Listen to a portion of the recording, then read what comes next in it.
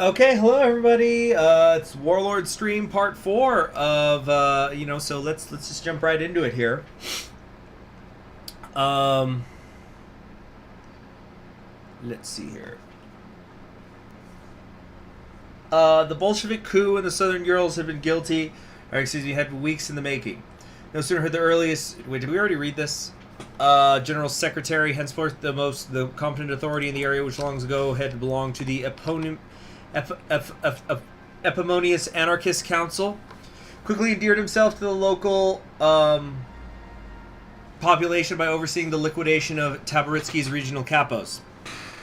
He knew well enough, however, that the task of the government would be far more unpleasant. Imperial rule had been particularly unkind to the southern Urals. The fields, which were not merely fallow, lay poisoned.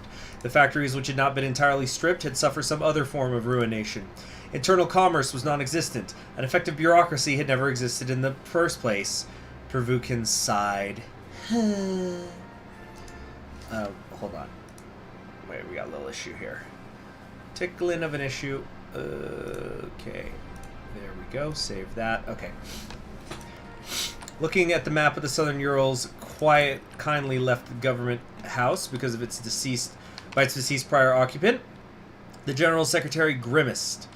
It was an almost ancient map by this stage, produced during the later days of the Soviet rule, as marked by the CCCP watermark on its legend. That in and of itself was a reminder of the achievements of Bolshevik civilization. What little remained of a functional society could be traced back to the achievements of the Union alone. Pavrukin's mind harkened back to the days of 1918 and 1921. Was Russia no less savaged by reaction than it was now? Did the Bolshevik spirit, incarnate in Lenin, Kaganovich, and Stalin, not suffice to overcome the penury of Russia's situation then? If those men had managed to thrust the vastness of the motherland into modernity, then he could put the pseudo-Maconite peasantry of a few oblasts back on the right track. That feat could be accomplished only through the methods of her mentors. Material balance planning, democratic centralism, and a strong Red Army were the correct ways to run a state, whether the uppity Muznik liked it or not.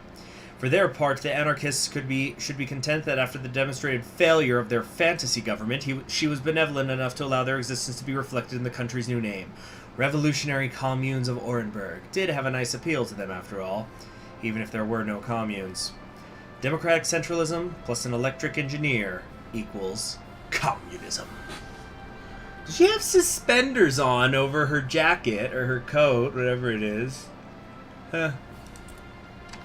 Interesting. Mm-hmm. Anything I can be saved. And the horizon on the others. Gammo.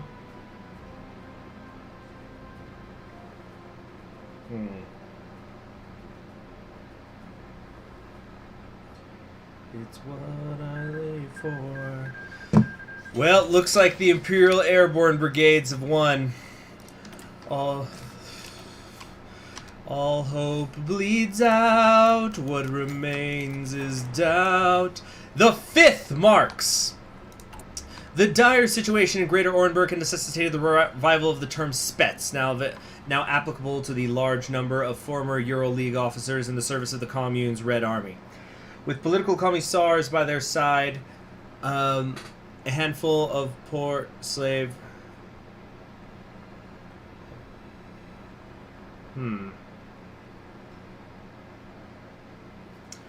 A handful of poor rifle slave men underneath and their close relatives under Chetka watch.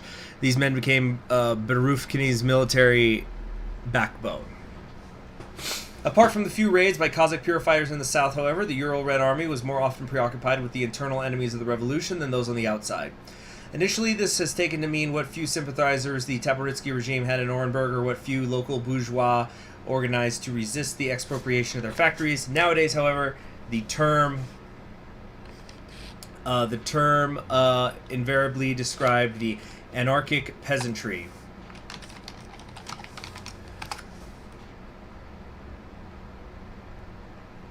Which had taken offense to not only policies of the revolutionary government, but to the General Secretary himself. I'm sorry, I gotta... Hold on. It's like my glasses are all covered in fingerprint.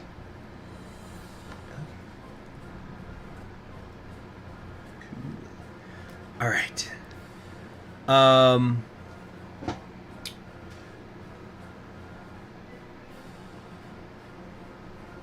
right. Okay.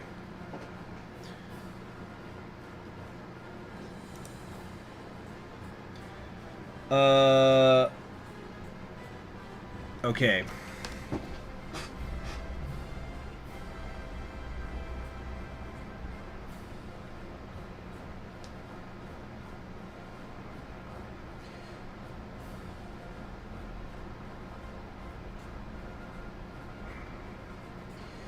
Sorry, I've got an issue in the other monitor.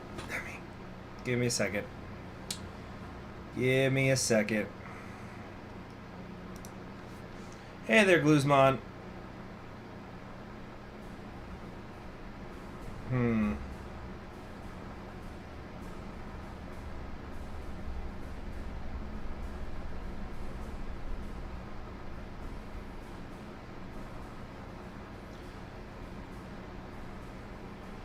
Let's see here. All right. The dire situation in Greater Orenburg had necessitated the revival of the term Spets. Now, applicable, for his part, more preoccupied with internal enemies. Is not something that... Oh, gosh. Hold on. Captain Lukomi did not much blame the peasants. No sooner had the red flag been raised over Orenburg than particularly persuasive, sometimes even cartoonish depictions of Mikhail Peruvkin, either in print or in stone, became a staple of life in the communes. The cause of this particular unrest was the replacement of a statue in memory of Orenburg's working council with one of Peruvkin, which depicted him standing beside Karl Marx, Vladimir Lenin, Joseph Stalin, and Lazar Kaganovich. Lukomsky thought it gross and the peasants' distaste for it justified.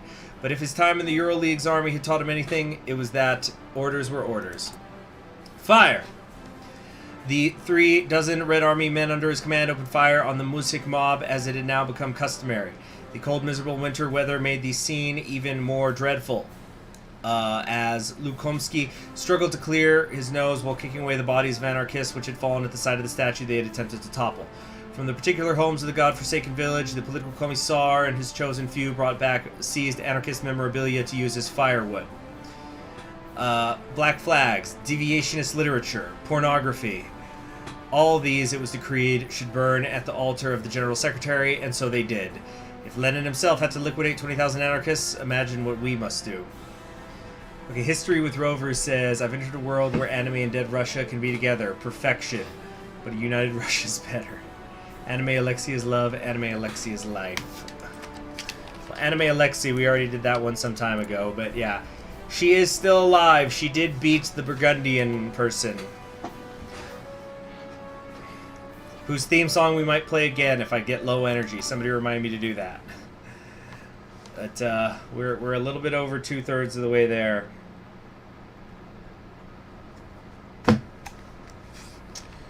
Swing in the double waves, from all despair can be saved. Torched. If the particularly fanatical strain of Bolshevism that sat at the helm of the Ural Revolution needed any excuse to deem the Orthodox Church irredeemable, Tabaritsky's regime had provided it. This time, Red Russia would take no chances.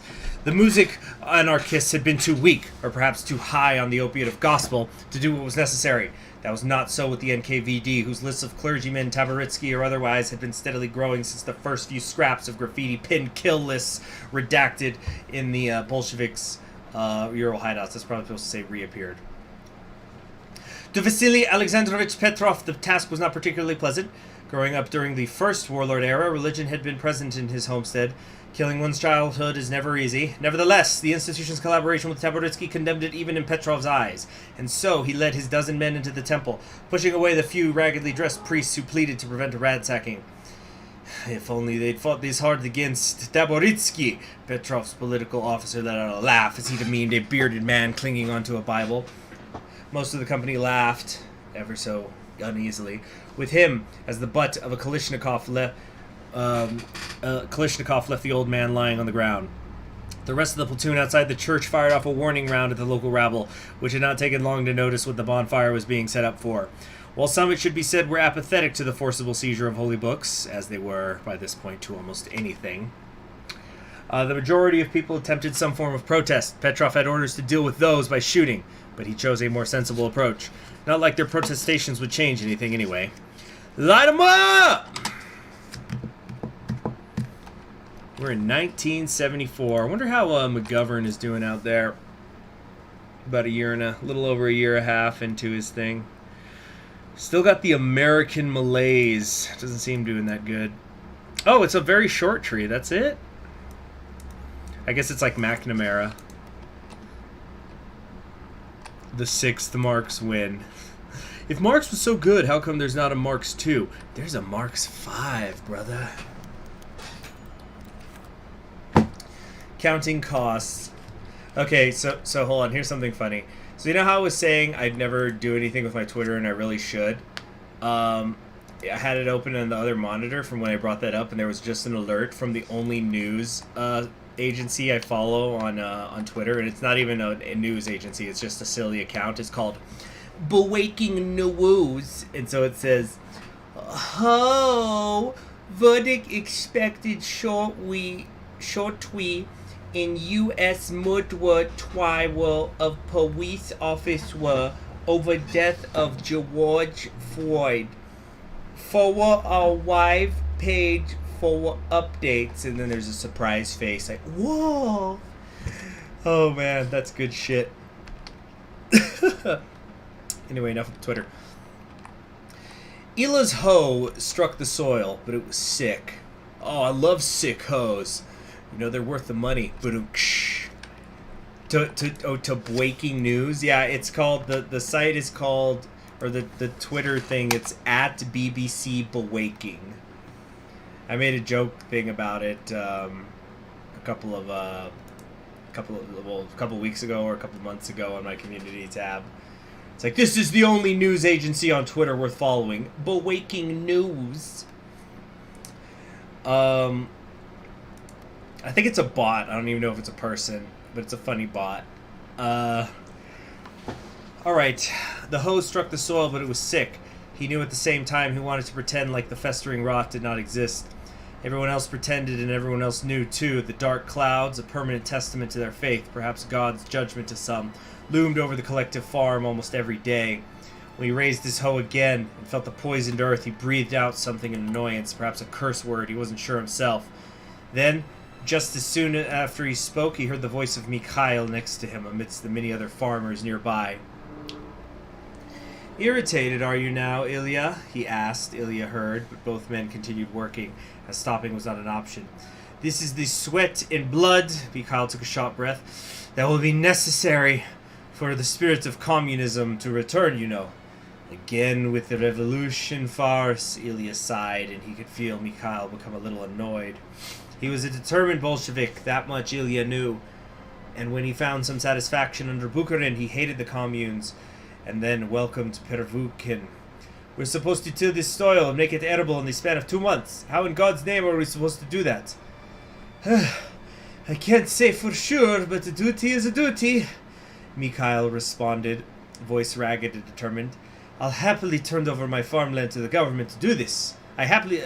And I would not want to see the fruits of my labor unreaped. And what happens if we don't meet it? Have you seen how Pervukhin treats the anarchists? What if we fail our quota? What if we meet the anarchists are traitors?" Mikhail hissed, his voice turning cold. But Ilya knew the old Bolshevik held some uncertainty in his tone. He knew many of them, and as acquaintances, as friends even. "And besides, have you looked around us? Have you seen what the world is like?" Mikhail's voice grew haggard. "If Pervukhin's revolution falters, what else do you turn to?" Yeah, I remember I was in the military back when that song came out, you know, the "This Jose Loyal" or whatever. And there was, I just remember, it was like, that song is so fucking dumb. Because I didn't listen to that kind of music, but I just remember a lot of other guys would. I said, that song is so fucking dumb. Like, were hoes known as loyal types before? Like, what the fuck? Why is this such a big song? these hoes ain't loyal. It's like, wow, that's really riveting and innovative stuff. And then one guy, I swear he actually does, he's like, oh shit, conquering history games, you're right. And it was like a genuine epiphany to me. He's like, yeah, hoes ain't loyal anyway. Like, who fucking cares? And I thought he was doing a bit, but he was quite serious, it seemed. Anyway, the Iron Foundry. The ceremony had been carefully choreographed to evoke the aesthetics of the October Revolution. While it may have been seen as excessive and demonstrative of the exhalation of industry to hold the opening of a agricultural tools factory in such esteem, it truly was deserving of the importance. Taboritsky's reign of terror had so thoroughly ransacked the southern Urals that the construction of even such a basic industry became a groundbreaking event worthy of celebration in a Red Army parade. Hold on, I gotta... Ah! Ow! Oh, I was taking off a bandage. The General Secretary was, of course, present for the opening of the M.G. Perushkin Agricultural Tooling Factory, as were the People's Commissars for Foreign Affairs, Labor, Industry, and Agriculture. Perushkin was not alone, however, with the People's Commissars for Military Affairs, Communications, Justice, and Education also in attendance. There were a few important military figures, alongside what few technicians were available, all there to celebrate this great achievement of reborn Russian socialism. One group who shined through their absence, however, were the workers themselves. Indeed, all workers with the technical skill to operate industrial machinery were over the mountains and far away, busy toiling in the collectivized farms. The food situation in the cities was so dire that they could hardly be spared for industrial production. That would be double whammy at any rate. Thus, Secretary Perushkin had devised a solution which would be beneficial to all. What few members of the deposed government had not been executed, along with the detained anarchist intellectuals and Cossacks taken prisoner during frontier battles, all had long sat at Cheka camps consuming the proletariat's food. Now, however, they would have to provide redemptive labor for it, with reduced rations, of course, only fair in the face of the worsening agricultural crisis. Surely these actions might be retroactively considered excessive, but as far as Perushkin was concerned, they were just and necessary. When Russia once more found itself united and prospering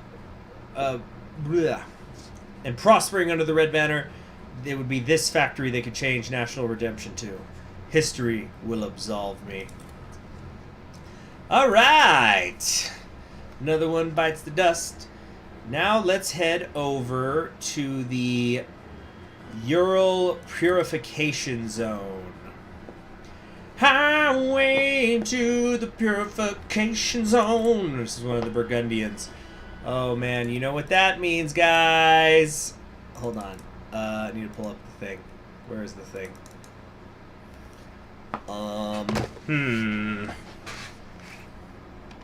What was the... Oh my gosh.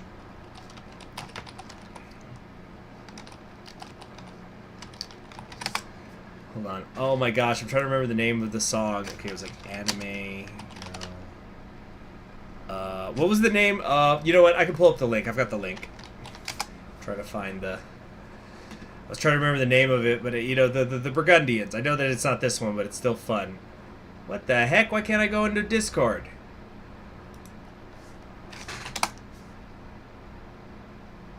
What? I got logged out of Discord or something. Damn it. Okay. This should just take a second. Okay, I need to close that. I need to close that.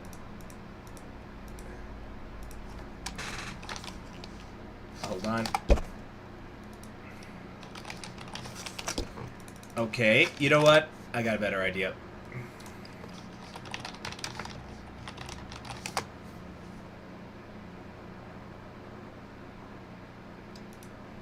Hold on.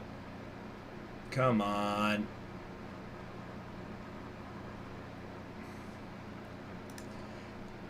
Jeez, it's one fucking thing or the other. Ah! Here we go. We're gonna watch the submission thing again.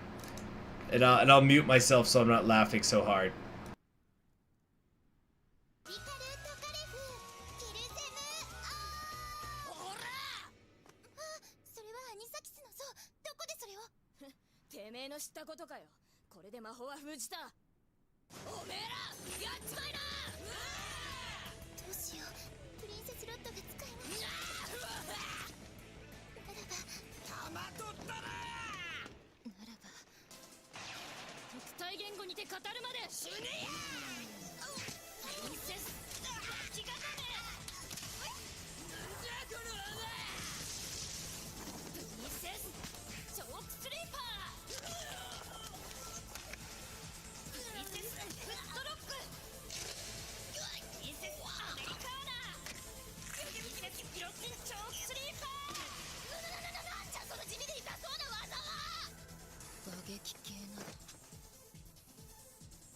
打撃系など可見集体サブミッションこそ王者の技よ。プ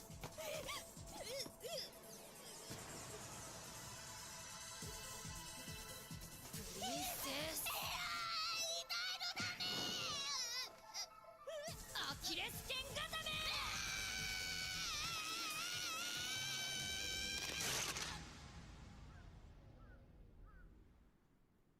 Oh man, that's just good old fun. Can't get enough of it. Daimahu Toge, that's what it's called. Daimahu Toge. Alright. Swaying in the troubled waves, from all despair I can be saved. The horizon's on the other side. Get out of my fucking head. Alright. Back to it. Hold on, we gotta move that donation goal. Sure, I'm glad that I put this up. It's great, you know, having it just be at 0 for hours. Definitely not embarrassing. No, but I'm not trying to pressure anybody. It's just kind of like, you know, I probably should have saved this for like a bigger stream or something. Alright. So we are now, we're in the Ural Purification Zone with Yuri Ivetkovich. Yuri Ivetkovich stood atop the small hill, quietly hyperventilating. Her bloodshot eyes were locked on the pistol gripped in her hand. It was an ugly thing, only good for killing. When it wasn't killing, it was just a useless, impotent hunk of steel. Useless, impotent, useless. I'm getting some... This guy got ED problems? Because I'm getting that vibe. Commander Evtukovic. Hold on. Did you hear me? One of the men assembled behind her smoke. I asked what our new orders were now that we've lost touch with the capital. One of Yuri's eyes twitched. She spun around, and before she could even recognize the man who'd spoken, she raised the pistol and fired. The officer cried out as he crumpled into the dirt. His comrades let out shouts of fear and dove out of the way, but Yuri couldn't have cared less about them. She fired again and again at the man on the ground, emptying the clip into his gut, his chest, his head. Yuri threw the pistol aside and knelt down to look at the corpse. From what was left of the face, she could tell it was Fedorov. He'd always been a good officer, ruthless, efficient, untroubled by false morality. Yuri would have never guessed he was such a treasonous lizard, but there he was. She stood up and looked at the other Turmovic officers cowering in the mud, waiting for her next move. Her eyes passed over each of them one by one. How fucking dare you? She rasped. New orders? Why the fuck would we new orders? The Regent's order still stands. Why would it have been rescinded? It's our order to cleanse these mountains of every last goddamn subhuman rodent hiding in them. And that order will stand until we hear otherwise. Is that absolutely clear? The officers all nodded. Too afraid to speak. Yuri picked up the pistol and inserted a fresh clip into it. In a certain light, it had a sort of brutal beauty to it. She turned back to the cowering men. You're all relieved of command. Who is Togo? Who's Togo, Max? Hey, we improved the academic praise. Didn't know that Fedorov was that stupid. That's one of my favorite bits from the Dragon Ball Z Abridged series, which I do recommend people to watch at least through the Nappa and Vegeta fights. Because Nappa is just so, like, the way him and Vegeta play off for each other, it's so funny. But there's a part where Nappa does something really, really stupid, and then Vegeta's nose just starts bleeding, and he's stunned. Nappa goes, "What's wrong, Vegeta?" And he's like, nothing, just had an aneurysm for pure stupidity. And then Nappa goes, wow, Didn't know you were that stupid, Vegeta. And you just hear off screen a... "Ah!" Okay, a pale horse. God, this fucking pop filter is the worst on the mic. Okay. The city center was packed with soldiers, though to call them an army would be generous. Looking around herself, Alexander saw Alexander saw the men wore tattered uniforms. They were too skinny. Even the Sturmoviki, entitled to better treatment than the common soldiers, looked like walking corpses in their dark uniforms. Exhaustion hung thick in the air. They all knew the end was coming. They were here to find out what form it would take. Horseman's ride, recruitable population, minus 75%. Hold on a sec. No desire to build anything. He doesn't desire any position. Her task is merely to cleanse the steppe people with flame, gas, and shot, and that's what she shall do. So yeah, she's not building a nation, she's just cleansing. Alexander Ivutovic raised the bold horn she held and began. Guardsmen, it's been brought to my attention that there are disloyal elements among our number. These godless traitors have questioned the authority of the regent, and through her, the authority of the Tsarevich and God Almighty. The heretics have been disposed of, but I feel compelled to remind you of your oaths and the punishment for breaking them. You are sworn to obey all orders without question. Without question! Compliance is not enough. To doubt your orders is to doubt God, to doubt the regent. The commander paused for a moment to pull out a piece of paper before resuming. Our last order was to secure the Urals in the name of the Tsarevich. We have not received new orders. It is because they infest the land. Our task is not yet complete, and we cannot rest until it is. Men of the Imperial Guard, are you prepared to see your orders through? Are you ready to die and kill without hesitation in the purification of your holy motherland? There was a roar of approval from the crowd. A cacophony of applause drowned out everything else. Alexander joined in. The soldiers around him were whooping and screaming with joy, but behind their eyes he could see the same feeling running through himself. Doom. Yeah, I just want a genocide, for God's sake. Everybody's talking about communism this and democracy that. I'm just trying to genocide. She's basically a Genki yandere without a young interest and has the ability to shapeshift by drinking someone's blood. She loves it. I'm just happy that my yandere roleplay my yandere TED Talk has rubbed off on you all. A rider named Death. Everything hurt. Constantine's legs hurt. His feet hurt more. More than anything, his lungs were burning as they struggled to pump enough air into his body. It was worse than combat. At least in combat he could fight back. Here his only option was to run as fast as he could. He was close, but there couldn't be much time left. He'd passed the 9-kilometer mark, and the desiccated trees were already starting to thin out as he neared the edge of the forest, but he'd only been given 45 minutes. 10 kilometers in 45 minutes. 3/4 of an hour to run a path straight through a forest the artillery corps used for target practice. The starting pistol fired at 11, and at 11:45 the trucks waiting on the other side of the woods would depart, bringing anyone who finished by then with them. At 11:46 the shells would start falling. Okay, so, hold on. What the hell was that? I think something fell or somebody's knocking. I'll be right back.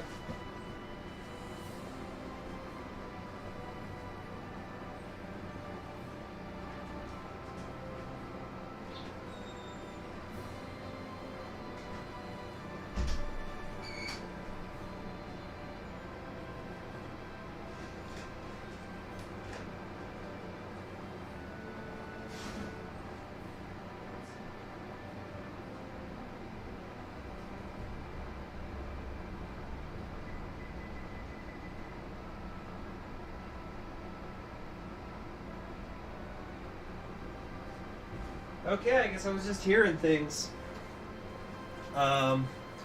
Okay.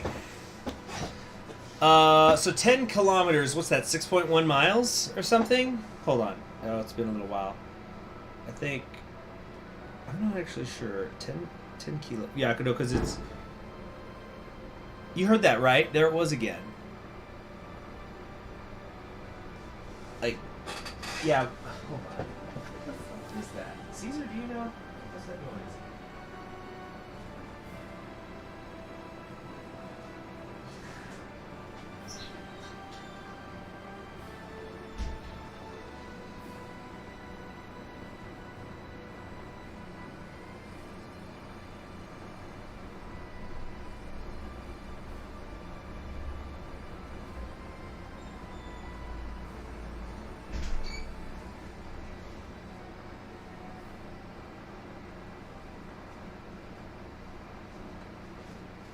Okay. Yeah. I don't know. I don't know. There's nothing in here. I don't see anything outside. I just went outside. Where the heck was I? His legs pumped faster. Okay, yeah. So yeah, that's like 6 something miles. And I imagine that these guys are malnourished. So, you know, not too good. The gunners were practicing with mustard gas today. Constantine hadn't believed it at first. It was a scare tactic to motivate them to go faster, or weed out anyone that didn't have the guts to be in the Shaturmoviki.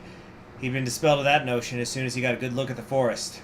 His legs pumped faster, summoning a final reserve of strength he didn't know he'd had. The burning, rotting hulks of trees became a blur as he flew past them. He hurtled over a fetid pool of water with an unidentifiable course floating in a single leap. He rounded a corner and beheld the most beautiful thing he'd ever seen. The edge of the trail, and there, a few meters further, there were 5 idling trucks with a few guards standing around them. He launched himself forward and barreled out of the forest at last, the guards guffawing as he staggered to a stop. That's 45. Looks like he's the last one, the sergeant said as Constantine climbed in the back of one of the trucks, taking a seat next to the few other soldiers who had finished ahead. The trucks lurched into motion and started pulling away. He heard the gurgling sound of gas shells passing overhead and the crumping sounds of them impacting behind him. He saw a golden fog start to creep out of the receding trees. He didn't hear the screams. So yeah, 10 kilometers, because it's like 1.6 kilometers to a mile. I know there's like a little bit of a fraction in there somewhere, but so they had 45 minutes to do 6 miles roughly. So that's actually that's up there. You'd have to be a reason, you got to be at least a sort of fit person. That's like 7.5 minute miles, slightly faster really, because it's 6 miles and change. Like it ain't sprinting, it's not, but like,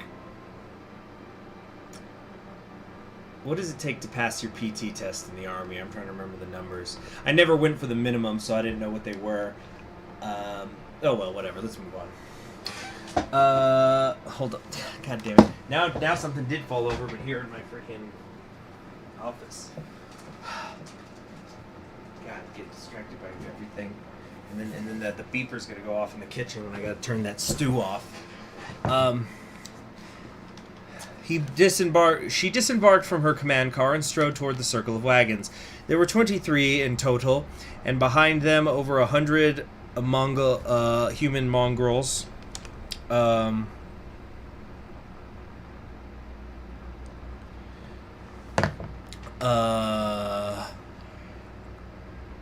And traitorous deserters had taken shelter from his men. Reconnaissance reported that they had been heavily armed and alert and would have been a difficult target for the infantry to hit. Luckily, there was no need to send in the troops. The Imperial Guard still had plenty of toys stowed away.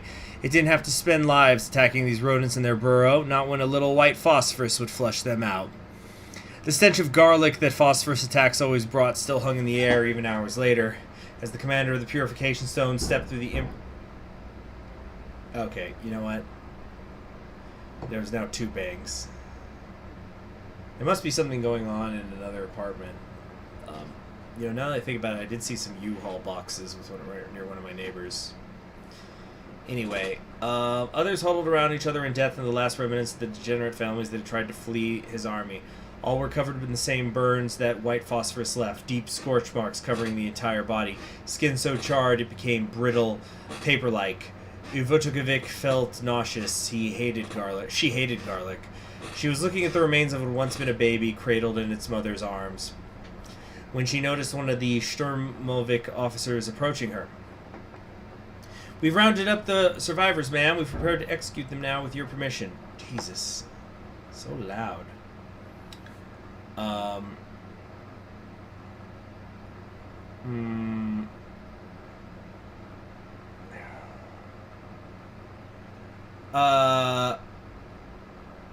Evtukovich,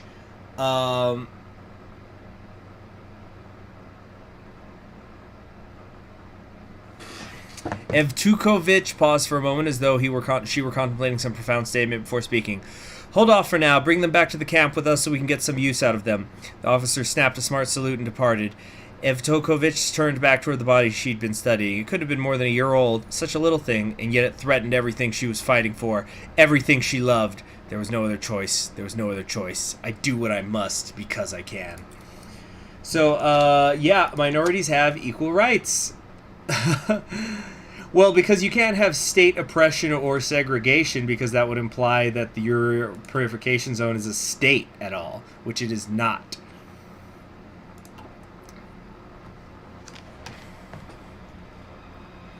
What do you think that, Yuri here loves? It's like, I'm doing this to protect what I love. What do you think that is? Mm-hmm.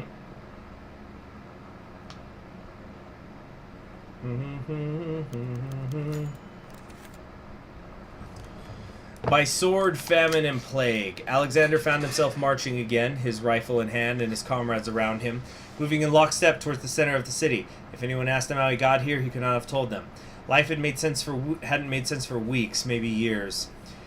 He went where he was told to go, ate when and what he was told to eat, and killed whoever he was told to kill, knowing that if he said no, he was next. Nothing seemed connected anymore, just moment after moment with no context but the dread he couldn't escape. The rank in front of him came to a halt, and Alexander did the same. Wherever they were going, they had arrived. At the front of the column, he could see a gallows. There were around a dozen kneeling figures, hoods over their heads and nooses around their necks. In front of them, the commander was pacing back and forth as the Sturmovik and the guardsmen assembled in perfect order. Around the soldiers, a crowd of civilians had been assembled, brought to watch what Alexander now remembered was a victory parade. Evtukovich raised her bullhorn and began shouting into it. People of Holy Russia, you have been brought here today to see the face of the enemy. This is the enemy which infests our motherland, conspiring to pollute our blood and deny us our God. This is the enemy which the brave men of the Guard, the warriors of the Holy Regent, and the blessed Tsarevich will purge from our country no matter the cost. Look at this vermin. With that, she tore off the hood of one of the prisoners, revealing a Tatar woman gagged with a rough cord. Even from this distance, Alexander could see the burns that covered her face, hear the muffled screams and sobs coming from behind the gag. Ivotovich went down the line, ripping off the sacks. Each time she did so, a wave of jeers and shouts came from the crowd. Once they had all been unmasked, Ivotovich gave the signal to the hangman, and the trap door dropped. As the bodies twitched and jerked, she raised the bullhorn one more time while the soldiers applauded. The first of millions! Okay. Yeah, Russia is just gonna be a ghost land. Kind of is a ghost land. It's just such a free for all. Okay, we did Orenburg. It's now time for the idle Ural Free State.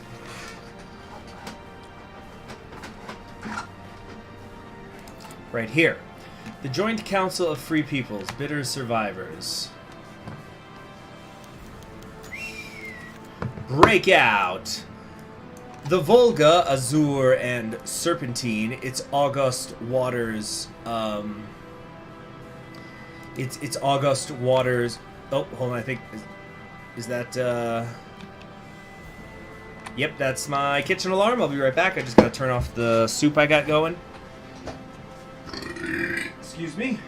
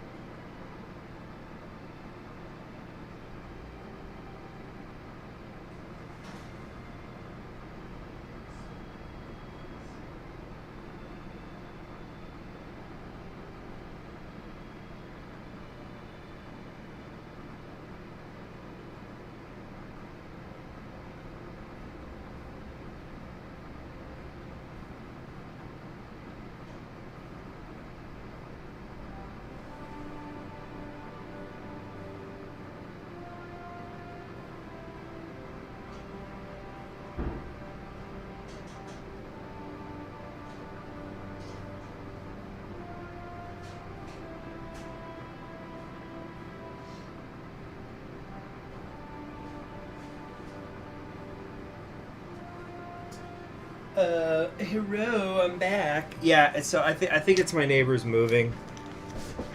That's what the thumping is. Man. Okay. The Volga, Azur, and Serpentine. You know what? I'm sure you guys read this while I was... Well... Actually, this is very verbose, and I like it. The Volga, azure and serpentine, its august waters imbuing the serene lands alongside it with everlasting life and fertility. The farms and settlements of the Tatars had once been nestled upon this soil, tranquil and undisturbed, calm and idyllic. This order had been shattered. An all-encompassing eclipse had engulfed Tartarstan's verdant fields in Cimmerian darkness. This, however, was not meant to last, for the eclipse would eventually subside. The rapidly retreating penumbra had left behind several vestiges of their presence, symbols of the abhorrent suffering they had brought upon these lands. To many, they were rallying points for retribution. A resentful tempest of jagged daggers and deafening gunfire descended upon the Russian Shaturmovki guards of the slave outpost, frightened and stupefied. Unintelligible shouts and cries, brimming with rage and indignation, accompanied the screams of fear as sharp steel viciously cut into the flesh of petrified Russian guards. Tattering their woolen uniforms, covered in fresh stains of crimson, bursts of white hazy smoke permeated into the air as Tatar firearms emptied their loads into the backs of fleeing men, the copper-plated bullets lodging themselves within various body parts with infallible precision. Pleads for mercy were met with the distinctive crackles of a pistol, their bodies lifelessly collapsing onto the ground. As any semblance of opposition began to dissipate within the camp, the assailants turned their attention towards the liberation of their countrymen, rendered slaves by the Shaturmoviki. They were unbound from their shackles and released from their fetters. Hundreds upon hundreds returned to their homes alongside their liberators, free men once more. The remnants of the site, as a final act of vengeance, were set alight. From afar, the camp, engulfed in flames, stood as a fiery brazier, a symbol and a warning of the resilience of the Tatar people. Blood in the water. I liked that event. I liked that. Mm-hmm.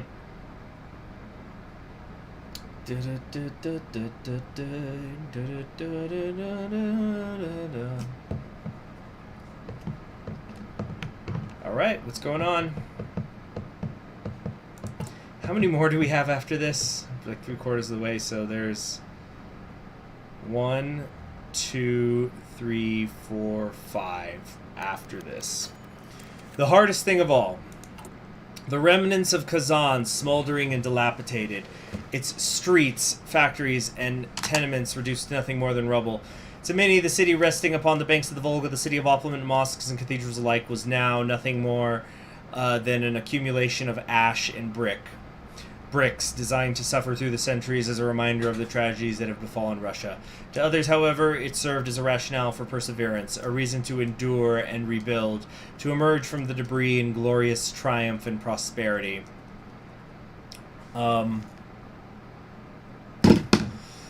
A council of steadfast Tatars gathered in the chamber, all of them irking to speak and share their opinions.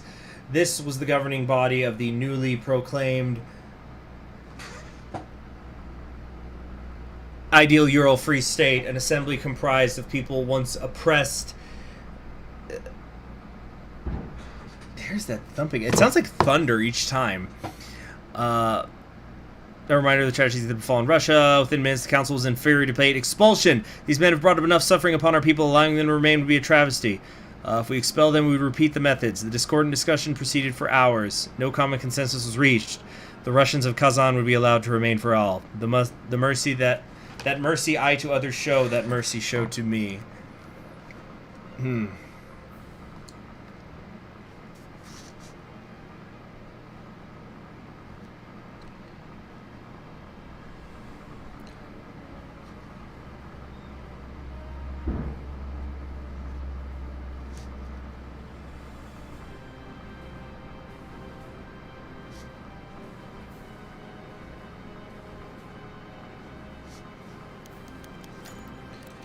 Okay. Lessons lost. When the idea... Oh god, I'm gonna sneeze. Here comes...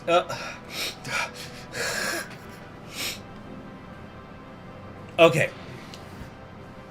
When the ideal Ural Free State was given life amid the shadowy maelstrom that became the Holy Russian Empire, Anvar had felt only a simmer of relief when the freedom that came with the territory. Despite no longer having to hide in secret cellars and chambers from the prowling Shitomorfki jackals, despite no longer having to live by the God, that is really starting to annoy me, that banging. What the fuck is it? I'm sorry, I'm getting up again. It's like a consistent sound.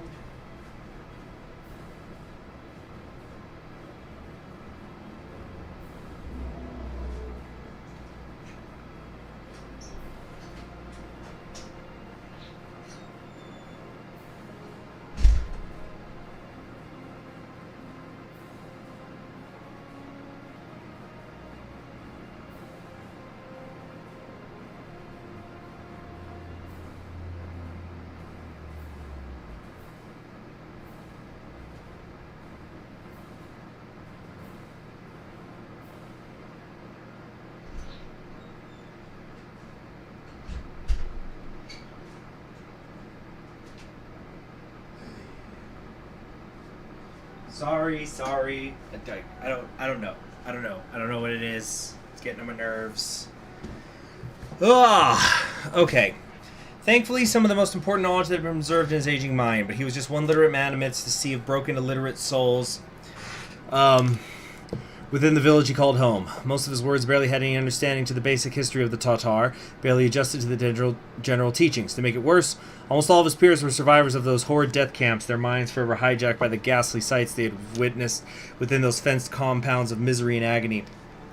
It barely left enough space for such younglings to even build the motivation to study. Slowly he brought himself to sit down on the front steps of the school, his shoulders forever burdened with the arduous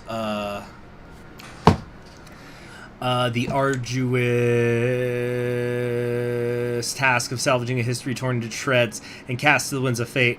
For as much as he was wise and filled with knowledge, there was no plausible solution to rebuilding what was now forever lost. All he could truly do was ponder and weep. Woe to the one who casts his past to the abyss. Yeah. Finally.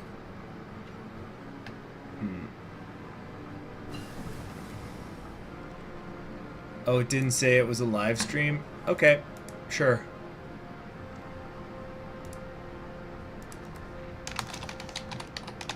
Well, shouldn't it have said, you know, that like should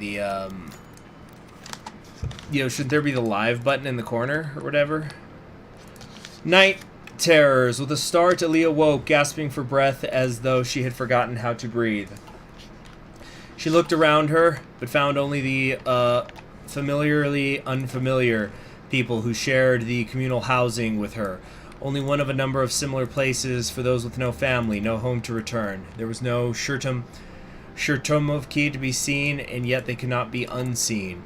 They were gone, that was certain, but not forgotten. Many years from being forgotten, if they ever could be. She had been but a girl when she had been sent to one of Tabaritsky's camps, and now she was a young woman, left without anything in the world except the identity the Shurtomovki had tried to eradicate her for. Being a Tartar had cost her everything, and now it was all she had. Standing up carefully so as not to wake the others in the room, she walked over to the door of the room and leaned against it, clasping her hands together in silent prayer. There she took several deep breaths and re-examined her surroundings. The camp was gone, the guards were gone, she was here, nobody here wanted to harm her. Slowly but surely the nightmare she had been having began to fade. It would return if not the next night, then another, but for now she could feel safe. Successfully back in the present, Aaliyah began to return to where she was meant to sleep, but as soon as she took a step forward she realized something. Others in the room were groaning, tossing and turning in their sleep, helpless against unseen terrors. Nightmares of the camps plagued them just as they did her. May Allah help us all, Aaliyah pleaded with a whisper. The camp causes suffering long after it's gone. Yeah.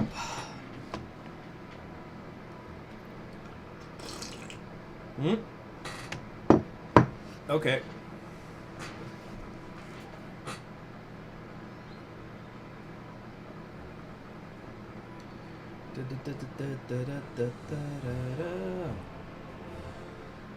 Mm-hmm.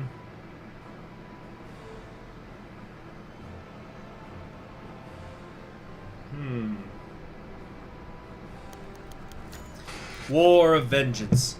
Are you ready, Rustum? After a few moments of looking over the supplies they had decided to bring with them, not too much, but they would suffice, Rustum replied to his older brother Murtaza, who stood by his side, "As ready as I'll ever be, and you?" Murtaza chuckled, but there was no humor in it. "I'm more ready for them than they are for me. Bastards won't even know what hit them." Without another word, Rustum pulled the bag onto his back, the handle going over his shoulder. And like that, the pair of Bashkir brothers left their native village, setting out into the wastes. Nobody waved or said goodbye to them, who was left to do so. Nobody remained there save world-weary men who felt much older than they were, tired women who just wanted to live normal lives again. Even so, there was no such thing as a normal life in their homeland anymore, not after the thrice-damned Shaturmoviki had slaughtered their way through their people, placing them in camps and treating them like rats needing extermination. Not after the once beautiful land they called home lay ruined, poisoned by countless toxic chemicals. Their people could try to rebuild all they wanted in this new state just for them, but Rustam and Murtaza knew there was no going back now, especially not for them, having lost all friends and family except each other. They could not bear to see the remains, and that had ignited a flame within them, one which would not stop burning until it reduced every last Shaturmovki to ash. The future is for those with something to lose. They have nothing. Reminds me of the backstory. Oh, they're going to war with the purification zone. Kind of reminds me of the backstory of these two older brothers in the book Exodus, they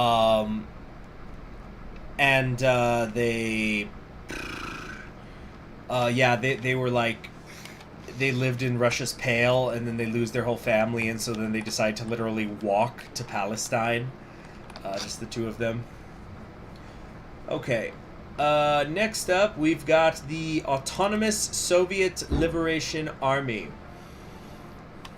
Can I get a Poland is not yet lost in the chat? Not yet lost. An organization born by defeat after crushing defeat. Last hope of coalitions of Poland, Russians, and Kazakhs. From ashes. Rysard Kulinski worked her jaw. The Kazakh tongue was hard for her to speak. Even having learnt it a decade earlier, and to do a speech was particularly difficult.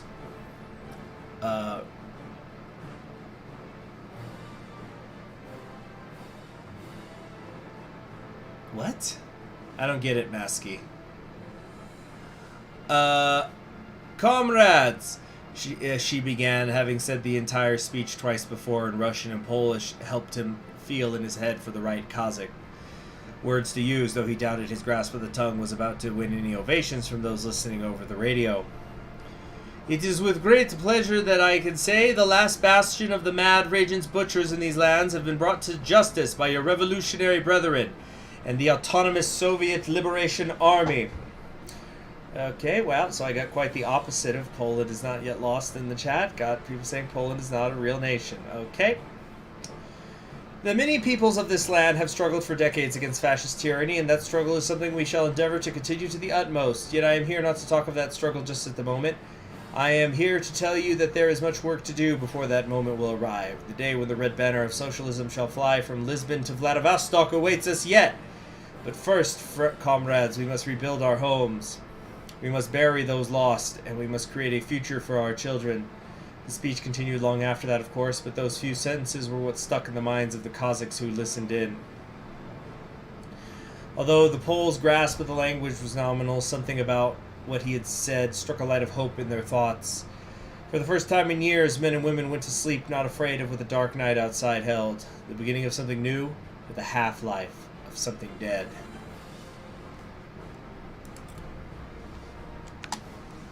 Here we go.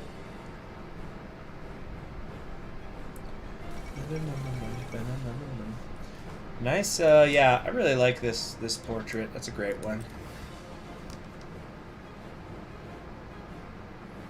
Dun, dun, Dun, dun, dun, dun, dun, dun, dun, dun. Mm-hmm. Okay. Well, they defeated the Ural Purification Zone, at least. This war of ours.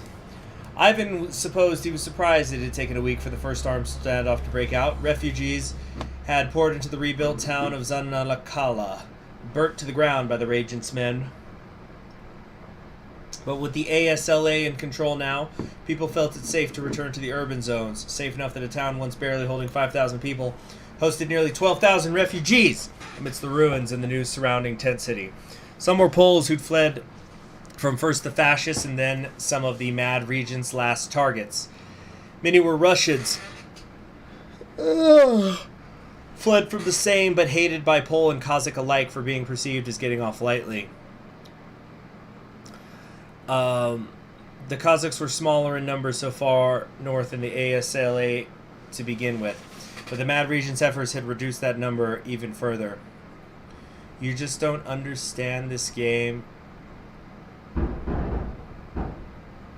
You know what, Masky? I feel like you're trolling. Like everything I ever see you post, like last couple days in the chat. I'm gonna go ahead and time you out and take these 10 minutes to figure your shit out, okay? Because I sure can't figure it out. Okay, grizzled Cossack soldier, parent and Cossacks over the land whose land the town had been built on to begin with, and the Russian had tried to say it didn't matter. The response for the other two had blamed the actions of Tabaritskia on Russian imperialism as a whole. Ivan supposed he could have been surprised by those thoughts, but he'd heard similar enough ones from gaunt, sunken-eyed refugees. He supposed he couldn't blame them for tying the actions of a tyrant to his people. In the end, though, he was able to disperse the three before anyone was struck. Promising to find some more homes for the injured and elderly among those in the tents, managed to get their minds of the more petty conflict they'd been engaged in. For Ivan, it was merely another day in life. He knew something else would happen tomorrow, but that was to come. Peace had been maintained for now. Is peace not a worthy goal in its own right? Yeah. Mm-hmm.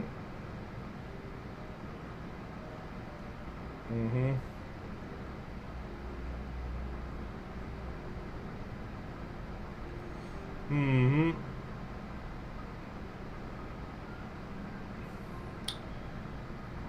Come on. Come on.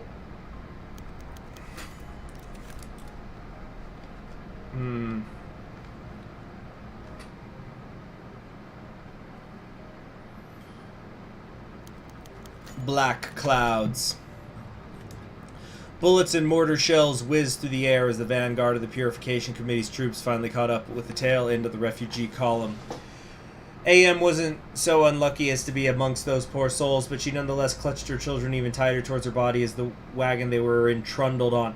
Trundled! Now that's a good word.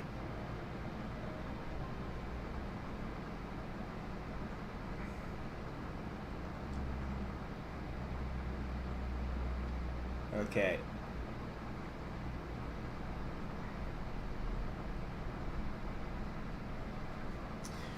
Okay, they trundled on as far as the panic driver could whip the mule. Inwardly, she cursed the purification men for the 1000th time. The father of her two girls wasn't even Russian. He'd been an Udmurt by ancestry, not that it mattered to the men who shot him. A thunderous explosion heralded a handful of converted trucks clambering over the nape of the hill that had allowed the column to escape the initial attack. And to IM's horror, there were machine guns mounted above the cabins of each. In her hurry to push her daughters behind the small crate that contained her belongings, IM missed the first cries of relief from ahead, but as the sound of the machine gun stopped, she finally looked out of the wagon to see a sight Allah himself couldn't have made any more welcome. On either side of the carts ahead of her were advancing figures with red and white patches on their arms.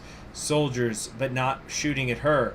Horsemen yelling battle cries as they careened into the front ranks of the purification men, giving enough time for a pair of ancient tankettes to open up with their cannons on the armed truck. So, The fight that continued behind her wagon as it entered the territory of the autonomous Soviet Liberation Army was fierce, but Daim could only offer a quick prayer to Allah and thanks, for he had sent the righteous to save the meek, and her daughters would live another day. Sometimes what is right and what is necessary are the same thing. Necessary? Is it necessary for me to drink my own urine? Yeah. Mm-hmm. Let's see here. Mm-hmm.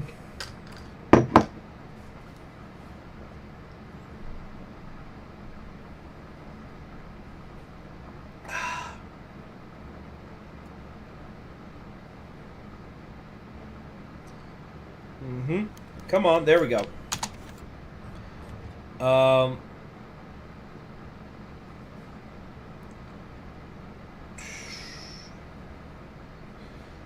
The small knot of men and women standing in the foyer of Koklinsk.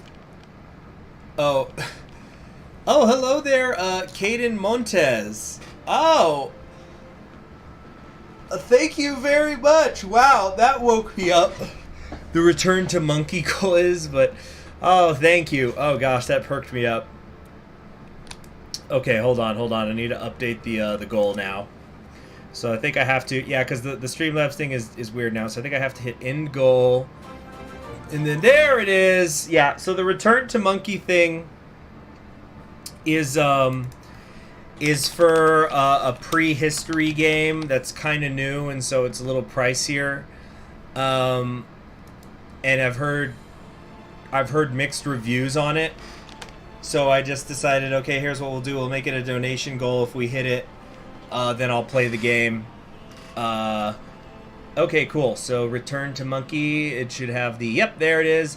Thank you very much for your donation. And hey, good to see you, Potato Man. All right, I got a little more energy now.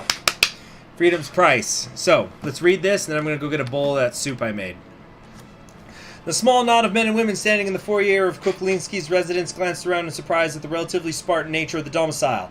It was bigger than the rebuilt homes most lived in, of course, but much of the space was dedicated to functionality and governmental duties rather than personal effects. It gave them some hope for what was to come shortly. Comrade Kuklinski. It was Delkin who spoke first, his mustache twitching with nervousness as he chose his words carefully.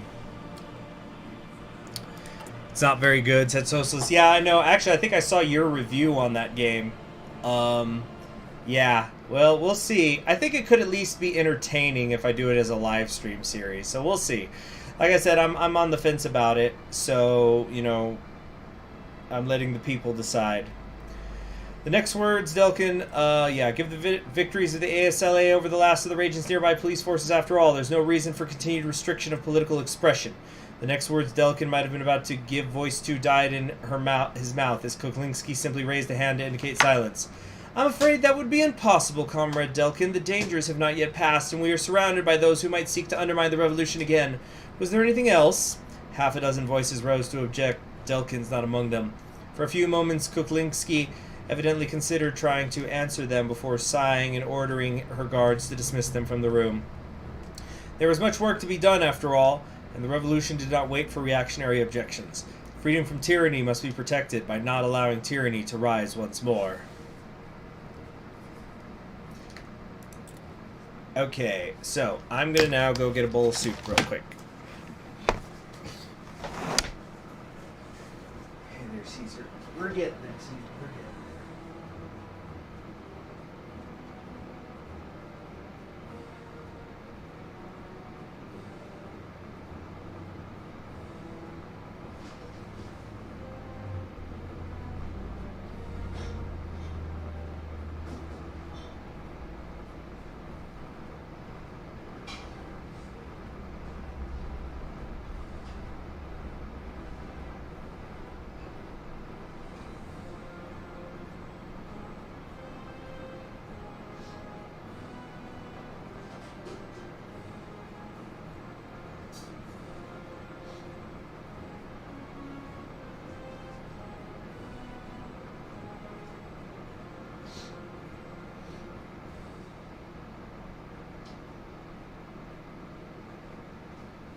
So here's the trick to when you're making cabbage soup.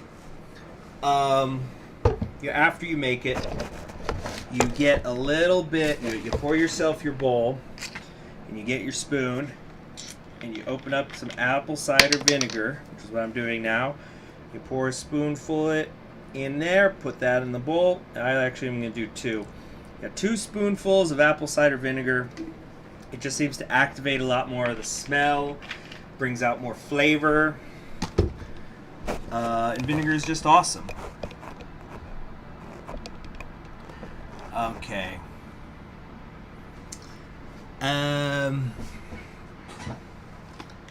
All right. So then we stir it because you just don't want all the vinegar in a pocket. All right. Let me get a spoonful of this.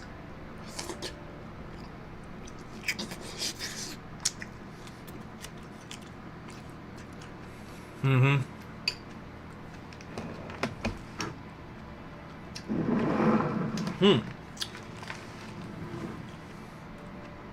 This cabbage tastes a little different.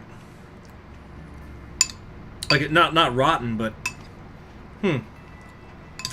there's just something different about it. Alright, I'm supposed to be reading. Lemon juice in soup. Vinegar seems weird. Well, they're both acid, I guess. But weird.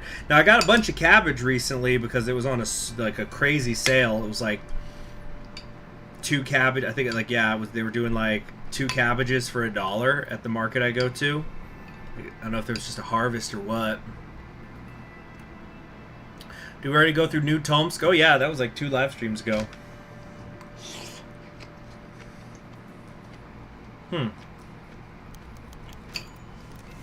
Yeah, there's just something a little different about this cabbage. Maybe it comes from a different soil than the usual place. Okay. Someone had told Philippe that one day he'd be the leading official of a small band of a village of refugees entering the socialists, the one-armed priest would probably have said something quite unflattering about their parentage. Then again, he supposed the socialists weren't exactly thrilled to have been forced to give him the job either, except that there was really nobody else with any leadership experience amongst the people of the Noe Hell. Well, the priest reflected as he gazed off to the side where the other half of the village's administration sat on a tattered but still functional prayer mat. Not quite the only one. You do realize there'll be problems if we build either the church or the mosque separately, Imam Renant grumbled. The man was even older than Philip and had escaped 3 prison camps in his lifetime, which had not helped his demeanor, but his scarred face belied a genuine talent for both numbers and farming. There will be complaints if it's not built at all as well, Philip offered a rejoinder. Renard simply stared at the mixed band of men and women setting up tents by the riverside before shaking his head. We need a mill and a place to pray. We don't have enough bricks for 3, and we can't use mud for a mill. Separate rooms will have to do. The imam promptly started coughing. Perhaps once Philip might have despaired at that blunt statement of fact, but as he looked at the mix of Poles, Cossacks, and a dozen other peoples from which this flock before him had once belonged to, working together in the harsh sun, Philip felt it wasn't so insurmountable a goal. Accelerationist galactic destructive, maybe between prehistory game and Stellaris Nemesis. Oh, maybe. I kind of see that. I actually already have my copy of the Stellaris DLC, Nemesis DLC. I got it for free. And thank you very much to Paradox for that. I haven't checked it out yet, though. Shoot, I only activated the code this morning.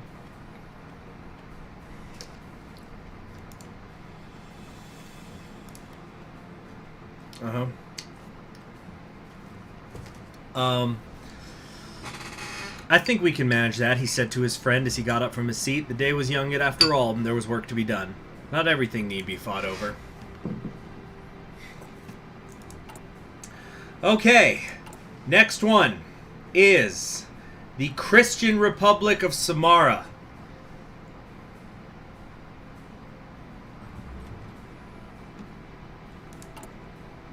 Not a bad looking flag under Sergei Izvekov. I'll tell you, after I'm done reading all these, I need to, like, I'm not a napper, but I need to, like, force myself to nap. It's so much to read. And so much, it's all, you know, it's all just post-apocalyptic stuff.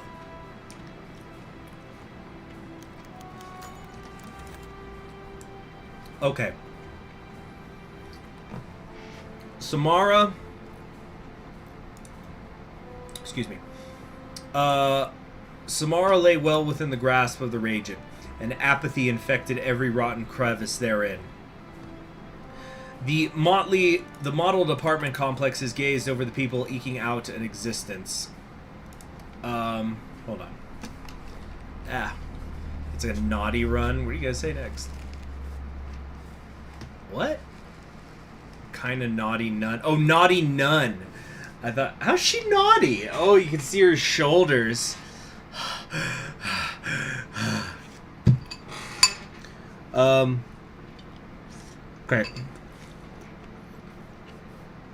With every day spent waiting for change,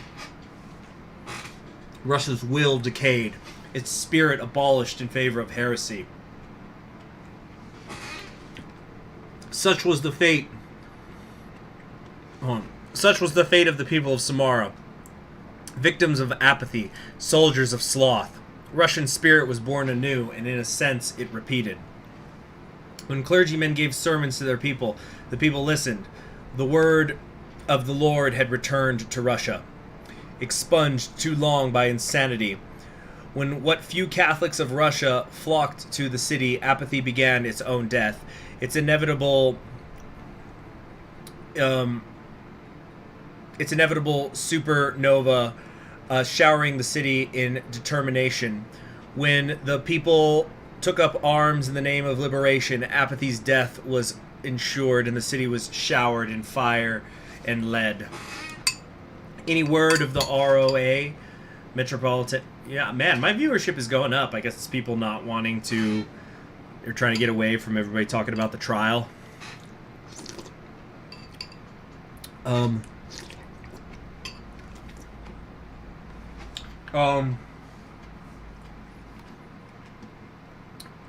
Metropolitan Pemian shouted to nobody in particular as he stood beside a field hospital consisting of those in Samara who knew to hide their talents. Everyone working on a burn victim or shrapnel-ridden partisan shouted as the gunfire crackling through the main street had yet to dissipate. The Vyatkin officers and clergy members surrounding him made up what effectively amounted to an escort as vengeful Shitoroviki prowled the alleyways and windows, prompting the guard to bring with them a dozen AT grenades. Down the street, a flare's light lit up a smokescreen, occasionally glowing with the harsh streaks of gunfire, and a figure growing clear from out of the smoke, bearing a bandaged arm. Half sprinting past the mortar teams taking position along the sides of the street. By the time he got to the escort, his arm had grown soaked through with blood, and he was panting like a beaten dog. Your Excellency, he took in a deep breath, then continued. The ROA remnant armies have been finishing off the remaining Regency forces in the north of the city. He gestured towards the roof of an office block on the verge of collapsing with his good hand, as the thump of mortars flew over it. And we have reported of clergy arming slaves in Nizhny Novgorod. That's all we know. Now, if you'll excuse me, the officer nearly fell into one of the cots lining the sidewalk. I'm dying. Alright. I'll tell you what, Ewan Somerville. If I can unite under the North Russian Liberation Front quickly in a stream, I might go do the Russian Empire. Not likely, though. I wouldn't count on it.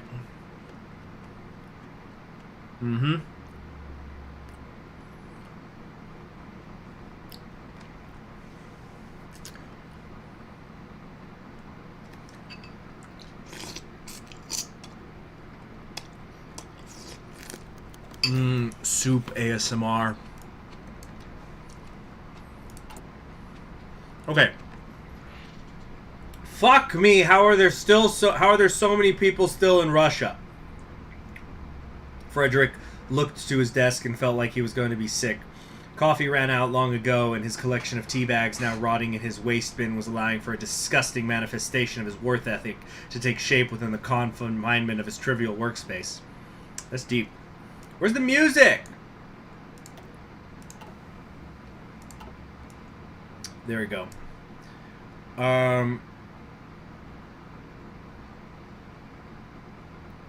Okay. Remember to drop a save before starting sandbox mode in case you want to reunify someone else. Okay, cool. Let's see. Had 20 manila folders. Feeling around his pockets, he pulled out a last cigarette. Rolling around his fingers, he could tell the filter was liable to snap. Poor manufacturing skills, the cost of half of your skilled workers being turned to bricklayers or corpses. The image of the uprising flashed into Frederick's mind, prompting him to take out his matchbox.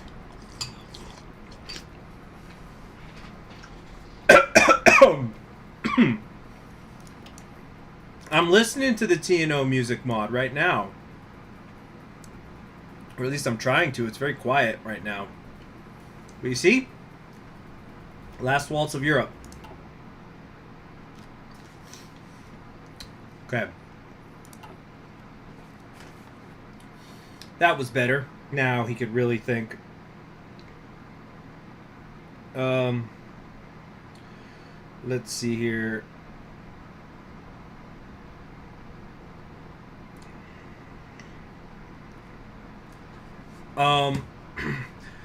Right. The problem was a total lack of infrastructure for essentials, and everyone was starving from their side of the Don to Nizhny Novgorod. If only everyone knew just how bad things were in this goddamn city. The tobacco and tea had mixed together into a vomit-inducing smell, certainly not helped by the figures sitting on the paper behind Frederick as he sat in front of his desk and watched the smoke dissipate as the ceiling fan chopped it to pieces. That wasn't enough. Walking out the door, he left it open, half to air out the diseased waste bin, half to show his superiors he hadn't been sleeping, as if the smell wasn't enough of an indicator. Stepping outside, the streets of Samara weren't actually crowded, not by his definition, but the signs of a city fit for starvation were everywhere. He let out a puff of smoke and stepped down from his office steps with an irrelevant urgency, as the reports he'd left unfinished in his office would need much more than the seconds he'd saved. As he walked, he checked his surroundings. He walked past a couple, thin as his pencils and half as strong. They looked at him as he passed, half expecting themselves to be shot by him. The Russian look, they called it. The figures showed there would be another few thousand in Samara by tomorrow. This was going to be bad. Could be a glitch in the music. No, I'm kind of hearing it now. But yeah, it's a little quiet. It is there, but it's just kind of quiet.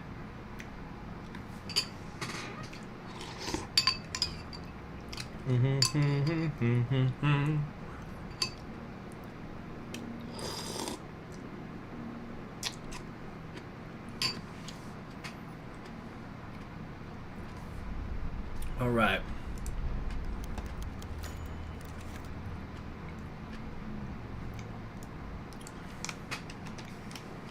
Are we ready?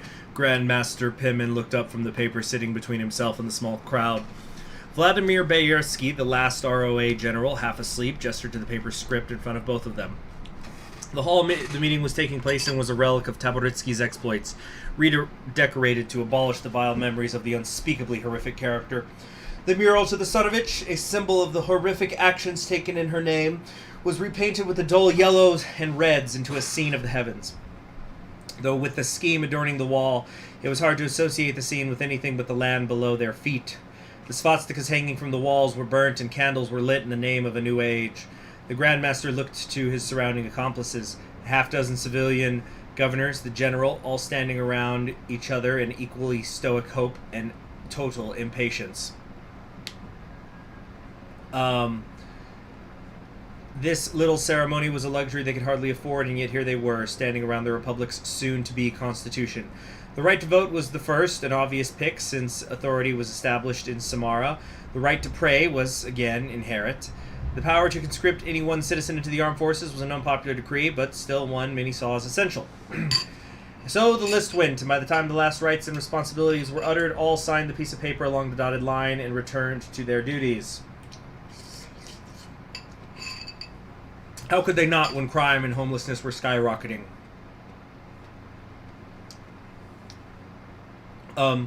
The civilians returned to their offices to direct where aid was to go, while General Bayersky returned to his duties of maintaining the fledgling national army. Grandmaster Pemin would not be so sudden to leave. Walking up and down the darkened temple, Pemin wondered whether this constitution would make any kind of difference. With refugees... Hold on. With refugees pouring into Samara, Catholic or not, they'd be proving a deficit upon the nation as a whole. The situation could certainly be fixed with time, though that was something the Republic did not have. The Republicans' foundations shake.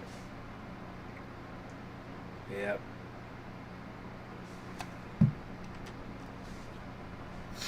Mm-hmm. Mm-hmm.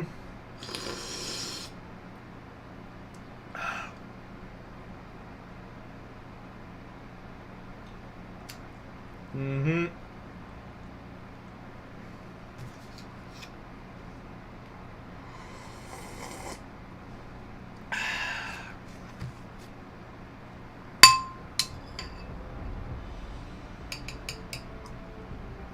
All right. Mm-hmm. What's going on here? What's the event? Numbers. Another day, another dozen greasy manila folders to sort through. It was days like this that kept Metropolitan Pemin cooped up in his musty office, trapped with his stale coffee, the vapor once surrounding it long since dulled into a lukewarm haze. Taking a pause to collect himself, Pemin looked to his hands and put down his pen. Letting out a sigh, he pushed his maroon leather seat away from his beaten oak table and looked at the brass knobs of the drawer to his desk, filled with stacks of paper denoting one piece of information after another. His office was the bureaucratic highway into the future, and Metropolitan Pemin knew just how bleak it looked. All that awaited to complete his understanding of the Republic was to review his first census. His door was heaved open and the Metropolitan sighed. Here it was. Pemin could already feel it off the poor sap handed over to him. This was the census. Oh no, this is we're in 1975 Texas T, so Samara yeah, this is very different. Very different. Quickly scanning the front page, he felt a sensation of sweat and grime, probably from the ever-stressed accountants and bean counters handing things over to someone who knew about as much as where that report was supposed to go as anyone else. Metropolitan Pemin couldn't keep fooling himself. As many details as he tried to make note of, he couldn't erase the feeling in the back of his head as he tried to just read the paper.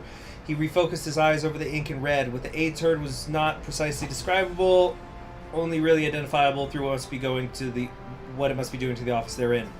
Cracking of wood could definitely be made out, as if the splinters creeping from under the door. A wailing was equally audible, if now withering into the subdued winter. After 10 minutes of the charade, the door was finally pushed open by the Metropolitan, now looking to be disheveled beyond what any of the young accountants had ever seen in their entire lives. He had tears flowing down his face and scanned over his flock. He was going to give a speech. Yeah, so you can get a Republic of Samar if, Russia goes to hell. Dang. So got the report and started weeping. Wow.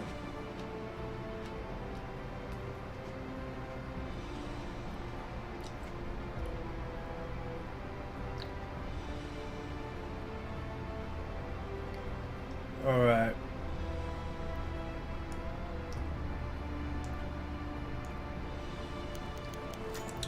Alright. Deuteronomy.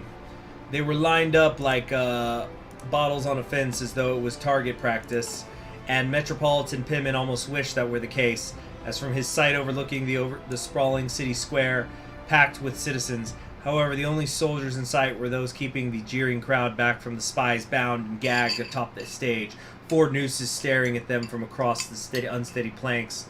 All 4 of them had varying severity of gashes along their faces, and ragged clothing was nearly ubiquitous. As closely as they resembled refugees, they were Shatomorfki. Yeah, I've played the US. I did like a 40 video series on the US. Oh yeah. Alright.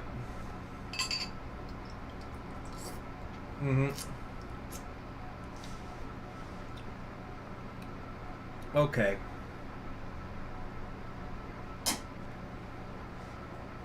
The criminal on the far left, wearing a dulled scarf and shoddy thin coat, had his face broken like shattered glass.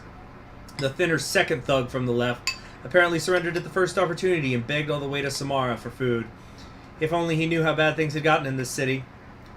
The traitor to the middle right seemed to yell at the hungry man, not that it could be heard over the shouting of the enraged crowds. According to his captors, Pemin had heard the madman wore a combat vest before it was seized from him, leaving him with nothing but his slacks and a green jacket. Judging from the dozen or so guns seized from his apartment, he was ready to take on the entirety of the National Army. Finally, the man seemed as though he'd be dead. The last man seemed as though he'd be dead in a minute anyway. On the stage, he wore a heavy trench coat and seemed nauseous while staring at his noose, and had the sick complexion of someone about to vomit bile across himself. And judging from his clothes, already had. As the guards lifted the degenerate terrorists to their nooses, the jeering from the crowd, the pushing and shoving, grew so intense it seemed a riot would break out. Then the stage groaned, and with an uneasy creak, it crashed to the ground. The guards fell over, or found themselves trapped beneath the boards. The mob climbed over the wreck and pulled out the bodies of the bloodied thugs. Then the mob turned them limb from limb. The Metropolitan watched and felt an urge to act, to say, "This is wrong." He neglected the thought. Okay, another one bites the dust. Next up, we have... You know what, let's come back to the Holy Russian Empire. Let's first do the Imperial Mercantile Consortium. Whew.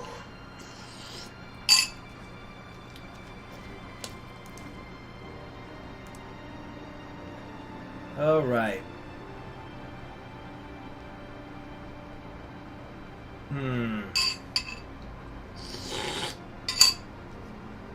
Hold on. Just gonna finish up this soup here.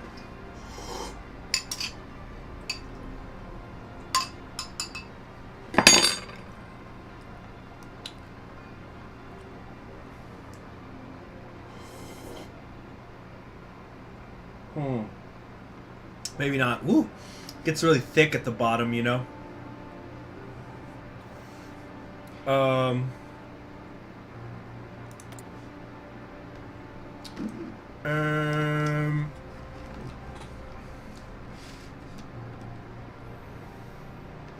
Yeah, so here we go. We are Nikolai Talberg of the Imperial Mercantile Consortium.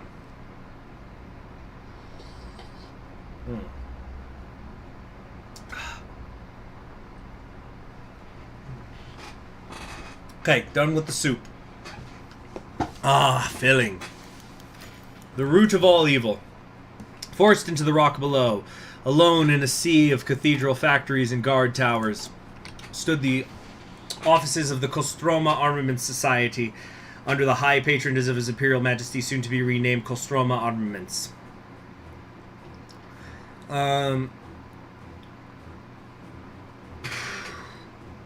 Oh, cool. Good to have you back, creative nickname. Yeah, the priorities of each saloon. Yeah, it was pretty dang interesting.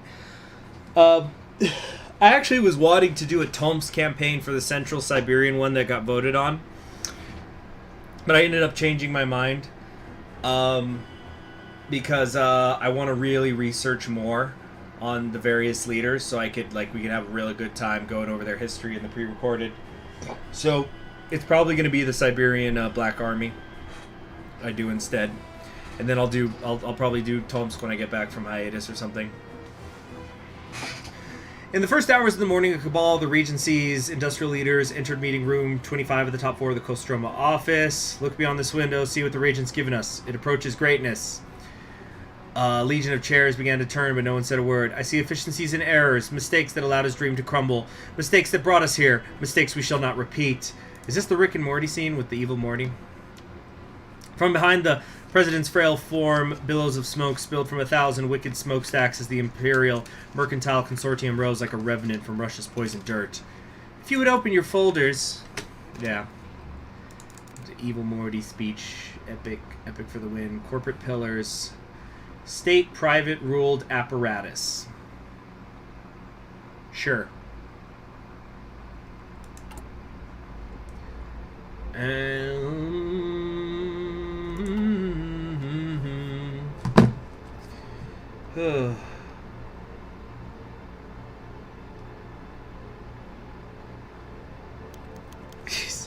I got a message on YouTube right now. I'll tell you guys what it was in a minute.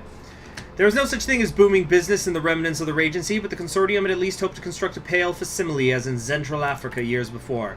This was the primary mission of Consortium diplomacy, a never-ending hunt for foreign companies, foreign machines, foreign dollars, yet plans for German investment died on the leaves as if one of Tabaritsky's hidden vessels had flown overhead and smited the earth itself.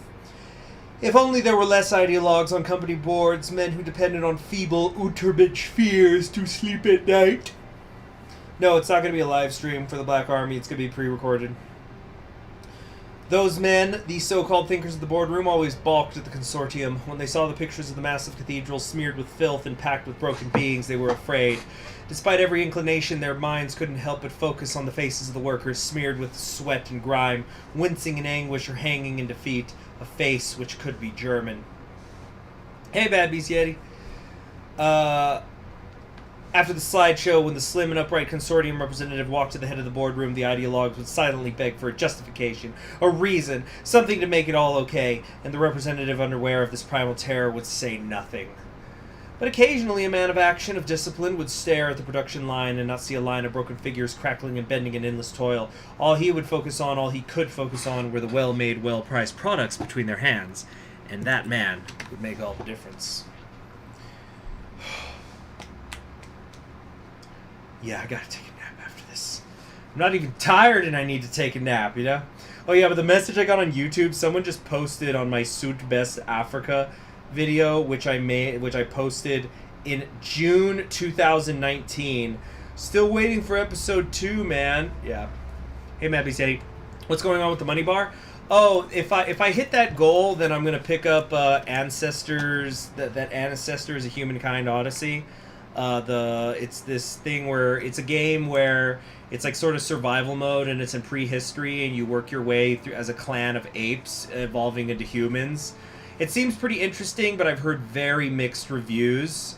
Sometimes high praise, sometimes what's the opposite of praise? Scorn. So I figured, okay, I'm gonna make a money bar.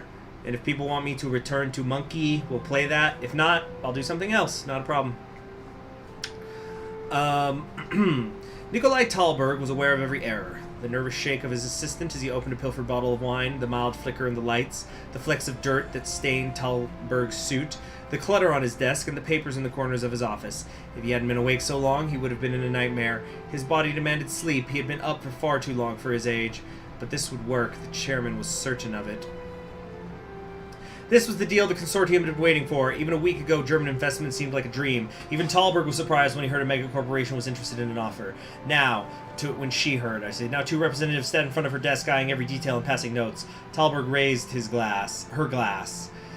A toast to industry, Talberg said, as her assistant poured her guests a drink. As crimson red floated into two stained glasses, she thought in horror about how rare wine of this quality had become after the Regent. The last good bottle of wine in Russia, poured into the mouths of German swine. For a minute or so, the representatives chatted amongst themselves, grinning and pointing. Nikolai was certain they were laughing at him. She knew why they'd even attempt to make a deal, and it wasn't out of German kindness. It was violence. They were younger than her, stronger than her, bloodhounds on the hunt, ready to rip out her neck and bring the corpse to German masters. Finally, one spoke in broken Russian. This good wine, may we see? Talberg handed over the bottle, frustrated but willing to put up with anything. It was a Svelget, imported from Austria some 20 years prior. The two paused. Aryan, of course, you are good Aryan Russians. And we have a deal for you. Well. Isn't that special? Will I release episode 2 of Southwest Africa? No, because I already did everything in episode 1. Doy.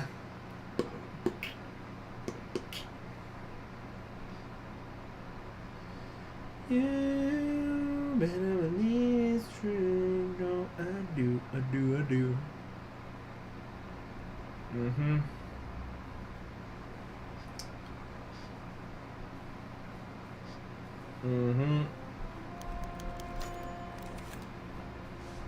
The best money can buy. Sturmbannführer Donner's truck sputtered and chugged as it pulled itself across the Volga industrial zone, grinding tire tracks into the mud. After all he had heard of the Consortium, he felt a sting of disappointment. He had been to this camp before, but he had seen it 100 times. Never been to their camp before, he'd seen it 100 times. A decade ago, they called them Untermensch. Here, they call them restricted workers. Today, Donner hadn't brought his battalion. This was a private meeting purely to discuss finances. From what Donner had heard, the Consortium was extremely generous. So long as they got what they needed, they'd give you what you wanted. No questions asked. A nice arrangement. Donner slowed his truck at the foot of the massive central station and pulled a silver watch from his jacket. He was a bit early. Donner pulled a cigarette from his other pocket and began to smoke. A few minutes later, Donner noticed a pair of eyes staring back at him. A young pale figure with sunken eyes and a concave belly had stopped his car to observe the stranger. A younger Donner would have crushed him. Now it seemed barely worth the effort. The Waffen-SS had shown Donner every depravity he could try and left him numb. An intrusive thought reached Donner's mind. Perhaps the slave felt the same, but this was impossible. The slave had not traveled the world. The slave had not felt the heat of the African jungle or the glory of victory on the front line. The slave had done nothing, was given nothing. The Sturmbannführer was given everything he wanted. Donner checked his watch again. The meeting was close. He shot his gun to scare the man off, and he had business to attend to. A deal between devils. Alright. Boom, boom. Boom, boom, the music. Boom, boom.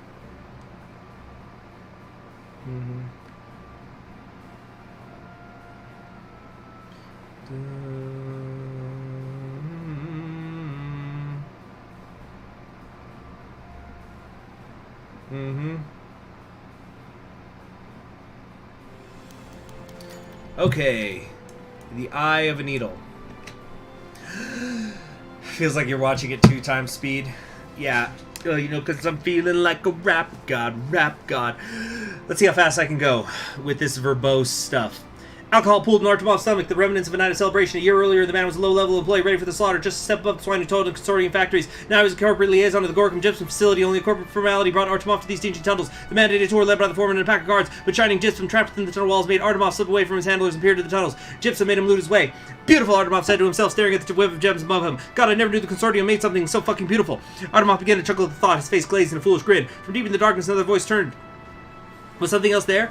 Spinning along, a set of bloodshot eyes peered out of the darkness, wrapped in smog. A face, mouth open, appeared before Artemov, covered in emotions he could never hope to understand. Slowly, curiously, he moved towards the bureaucrat, a violation of company guidelines. Artemov moved, grabbed his pistol, but found him missing. A fatal mistake. Artemov's heart began to beat faster as his eyes circled the room. Now he was aware how alone he really was, how many others hid in the dark. A crowd was rising in the darkness, moaning crooked remnants, all burning with an intensity which Artemov could never know. Artemov attempted to turn back to find his guy, but he only crashed to the ground. There was only one left to save him now. Fear, that was all that remained. Fear. Hand began to stretch out of the darkness, grabbing at the liaison's ankles, covering his mouth. Artemov could not bear to scream, to think. Silently, diligently, his sore hands gripped the liaison and pulled him into the unending darkness, never to return.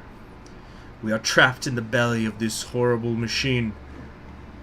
Oh, that's a reference to the song Dead Flag Blues. So he got sucked up by the workers. Yes. We are trapped in the belly of this horrible machine. And the machine is bleeding to death.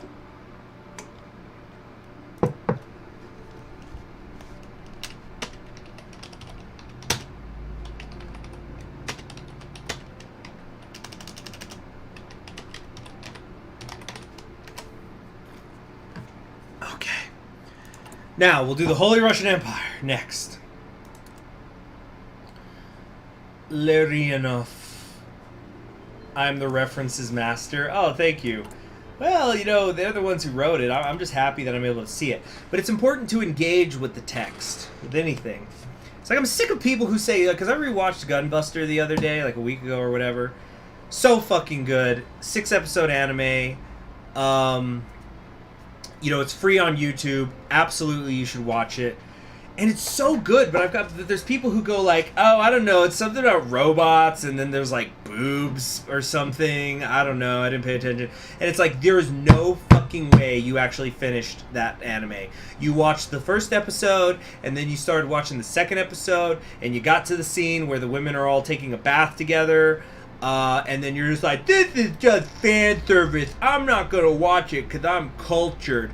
I'm going to watch really serious things like Attack on Titan. That's you know, cultured anime. It makes you think, you know. And they tip their fedora and go on their way. It's ridiculous is what it is.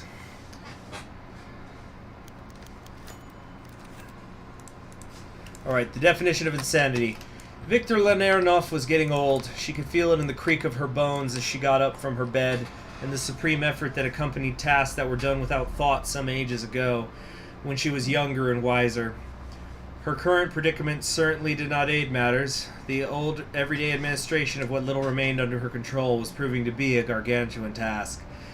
Taboritsky, may God have mercy on her soul, had left no instructions for a successive regent. Most days Larionov found herself close to cursing some of the administrative decisions that her predecessor had made in the name of the Tsarevich. While they were assuredly decisions made for the benefit of Holy Russia, Larionov more often than not found herself putting out fires left over from the foibles of the previous administration. A sudden crash of thunder from outside the window of her bedchambers caused the aging woman to jump to her feet in fright. With a muttered swear, she wobbled over to close the window that had been thrown open by the wind. Panting from the exertion of walking across the room, she slid down the wall, coming to rest on the floor. A sudden idle fancy struck her. Perhaps they would let her abdicate? It was clear that she was in over her head. Surely the others could see that. She would simply retire from politics and let someone more competent take up the reins. Her sudden hopes were dashed as quickly as they appeared. Of course they wouldn't just let her leave. She knew too much, had seen too much. No, it was much more likely they would simply kill her for daring to admit that things weren't any less than perfect. With a soft groan, she placed her head into her hands and began to sob. The regent endures.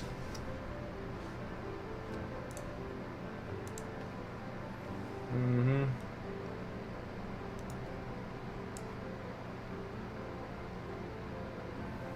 Mm-hmm. Mm-hmm. Mm-hmm. Mm-hmm.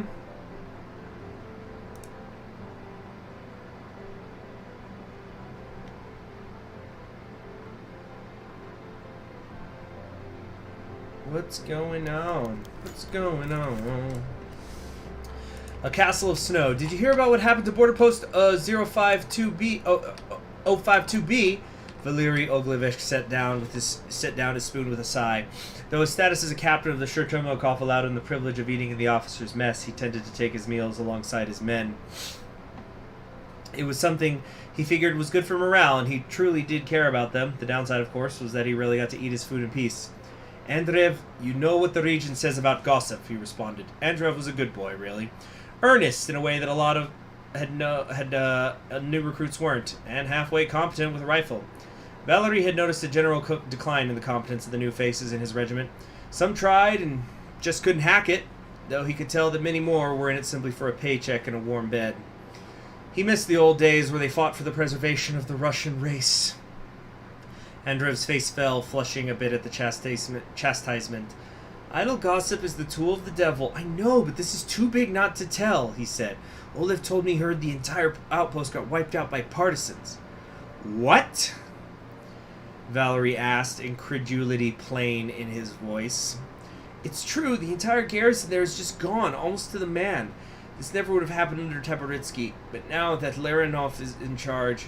Shut it, Valery hissed. Do you know that kind of talk will get you? A one-way trip to the gallows, that's what. Stop talking about this and tell your friend Olaf that if he knows what's good for him, he'll keep his mouth shut, too. Suitably chastened, Andreev turned back to his food with muttered apologies. Valery wondered if he'd been too hard on the lad, though he knew that what he had said was correct. The higher-ups would never allow such talk to fester, though truthfully he found himself starting to think along the same lines. It's a shame. He was such a promising recruit. Yeah, I already did the Brotherhood of Cain, or the Sisterhood of Cain, I guess, in this sub-mod.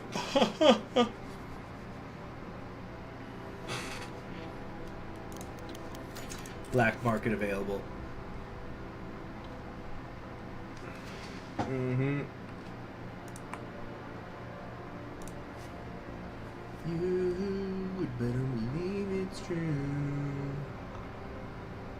You better believe it's true. Okay, the waters of Lethel. When Anton Odiev was offered the position of secretary to the Blessed Region, he had been told over and over again how much of an honor it was. You'll have direct access to the region's holy words, they would say, the closest to God and Alexei. If he were being honest, he didn't know anything about being close to God, but Antonin took a certain pride in his work. He helped the Regent do what he could and had quickly become indispensable to the day-to-day operations of the state. The pay wasn't half bad either, which was nice. A grandfather clock that sat at the edge of his little office struck 9, its dolorous charm startling him from his work. Letting out a soft groan, he stretched his arms, feeling each pop as his tired joints settled back into place. Antonin had recently started staying later at the office, helping the Regent with whatever she needed done. He was rather getting worried about Larinoff. Actually, the Regent had recently been overtaken by a palsy, her movements stiff and shaky, and day by day was growing into less of the person that Antonin once so admired. More than once he had found the Blessed Regent wandering around her office, muttering confusedly to herself, and would need to be gently reminded as to what she was supposed to be doing at any given point in time. It was a groan, not a moan. Larinoff was growing forgetful, which meant that Antonin had to stay on his toes more than ever. Grabbing his coat, Antonin walked out into the cool night air of Vyatka. He wasn't a doctor, but he knew in his gut there was something seriously wrong with the Regent. Perhaps it was just stress. He can only hope it was nothing more serious. As so before, so it shall be. It was just a groan, just like this is going to be a sip of water.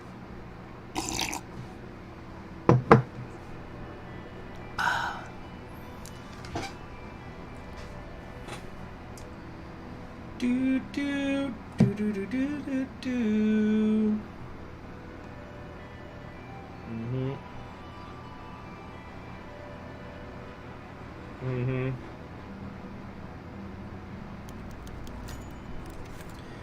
Okay. Creaking timbers. Viktor Larinoff didn't recognize the strange room she had woken up in. None of it was familiar to her. Her hands shook as she tried to untangle herself from the unfamiliar bedsheets. Her mind stuck in a haze as she glanced furtively about. The Regent could feel her heart pounding out of her chest. That's a lot of chest to pound out of. Her breathing heavy. With an agonizing slowness, she got up from the unfamiliar bed, reaching for a pistol hidden in the unfamiliar nightstand. A knock on the door broke the silence of the room, and the Regent's eyes snapped toward the sound. Slowly, she brought the pistol up to bear, the weapon trembling in her grasp. The doorknob turned, and a young man poked his head in. "Good morning, Regent," he said, warmth in his voice. "I hope you slept well." "Who are you?" The Regent interrupted, turning the pistol on the intruder. The young man blanched, stepping through the door with his hands raised. "Oh yeah, I'm supposed to be doing Bane voice." "Where have you taken me? Don't you know who I am?" Spittle flew from her lips as her voice grew louder with every proclamation. "I promise you that your death will be agonizing." "It's just me, Antonin, your secretary," the young man said, his voice shaking. He took a cautious step forward. "Regent, are you well? Do you need me to send for a doctor?" "Stay away!" Larinoff screamed, cocking back the hammer and gesticulating wildly. "Don't come any closer, I swear I'll shoot." She saw the young man's eyes flick to something behind him before she was tackled to the ground. Two men wearing security uniforms were standing over her, ripping the gun away from her hands. "Get a fucking doctor now!" she heard one of them shout. The young man in the doorway fled, presumably to fulfill these orders, but the Regent didn't care. The world grew dark, and the Blessed Regent wept like a child. "The beginning of the end." Why, Alexei has abandoned her, perhaps?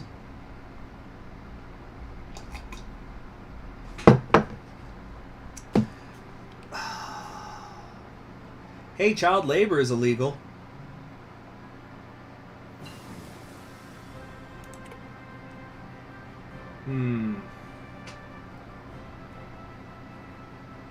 Sounds like the narrator from Diablo. I'm not very familiar with Diablo, so I couldn't say, but if you enjoyed it, I'm glad. Eclipse.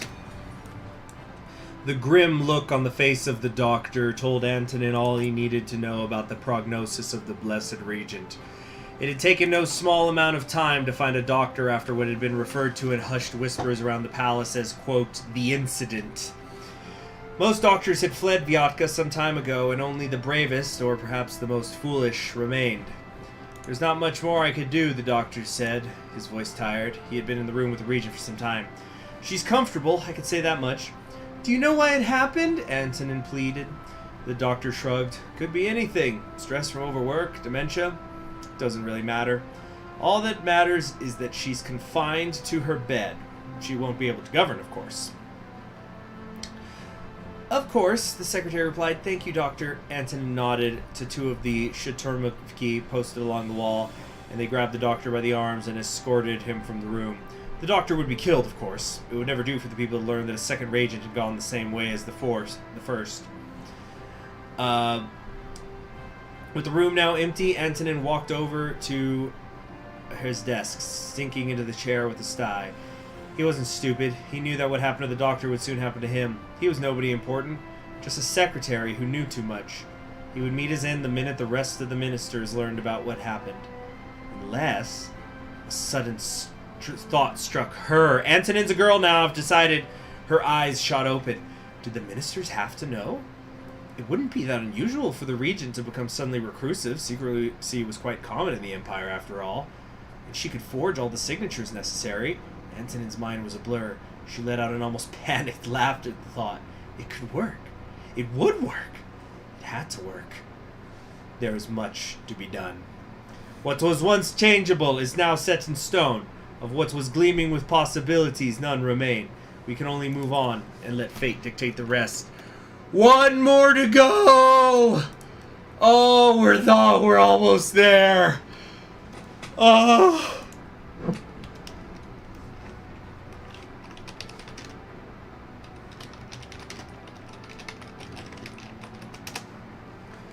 Come on. Time to explore the North Russian Liberation Front. The unofficial successor to the West Russian Revolutionary Front of old, the North Russian Liberation Front is a state made up of slaves, partisans, former military officers, natives, and other figures desperate and pragmatic enough to survive 10 years of the Holy Russian Empire's apocalyptic rule. With their faith and ideology shattered, they have no illusions that Russia may be saved from the latest round of warlordism. But the North Russian Liberation Front, regardless, will stand to ensure that the boot of Nazism never again falls across Russia, and that the Russian people shall forever endure.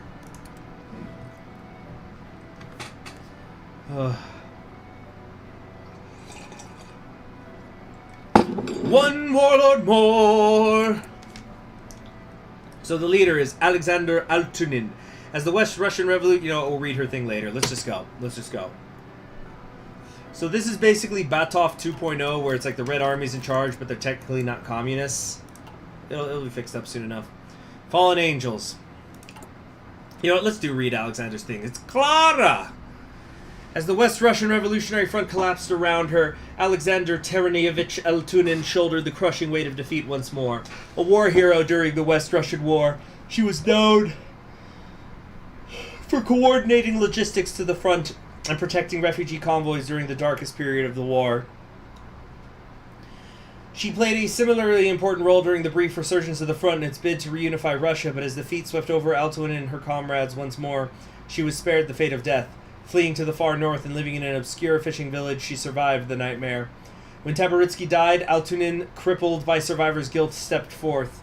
Coming out of hiding, inspired by her past successes against the Germans, she has taken up the reins of the so-called North Russian Liberation Front, an organization dedicated to the plight of the Russians of the Northwest. However, she cannot alleviate the suffering of the people while hiding behind the curtain of ideology. By heading the Liberation Front, Altunin has made the choice to abandon ideology, and perhaps the very notion of a unified Russia, to ensure that her land begins to heal from the deep scars of Taboritsky. The dirt trail led to an unmarked grave in one grove among many. Wolves howled with winter's chills some far distance away. Shivering, he huddled closer to his torn Vatnik and trudged forward. Hold on.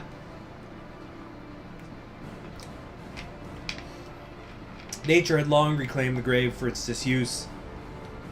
Weeds grew and roots crept along its narrow walkways, and the brambles around it became heavy, snow-crusted thickets that engulfed the rotting poles of what was once a wooden fence.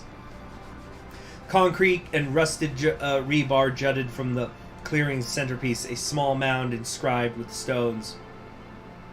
He neared the makeshift headstone. Amid the crude invectives and Jewish stars was etched a small hammer and sickle. He ran a thumb on the faded red insignia. A hero, it said, rested here. The Shaturmovki never could do these signs away, no matter how many heroes they slew at the Mad Regent's behest. Yet they were slain in droves regardless, leaving the meek and the cowardly to emulate their deeds for the people's sake. Like him. Once a lowly figure among the Zhukovs and the Tukhachevskis of the Red Army. Of the Red Army. And now the only one among his peers to outlast the Empire. They left him with their legacy. Millions of starving stomachs in Russia's least arable land this side of the Urals. So much saddled on so small a man. Perhaps that was what brought Alexander Altunin here, kneeling on a tomb forgotten by everyone save maybe God, as the pale moon glowed wanly and the cold bit into her skin, If she murmured the right words and stayed long enough, then maybe a proper hero would rise from her slumber and save Russia from a slow, painful death.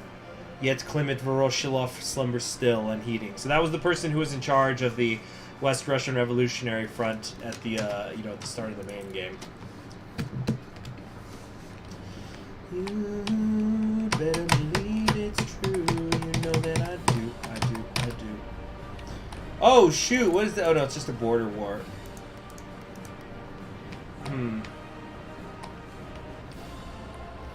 Chat got quiet. I thought there would have been some excitement once I got to the nation I'm actually going to play.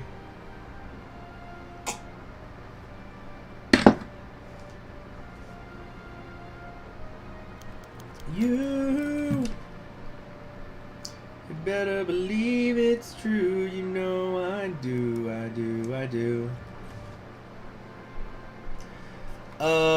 The Bear and the Lion. Oh, we certainly understand your plight, General, said His Excellency, the Finnish diplomat. You need help wherever it's found, but we need assurances that our charity isn't misplaced. Helsinki invited Altunin and her entourage to a small compound in the outskirts of Karelia. A respectable distance from Anselina, the squat concrete gray edifice defied the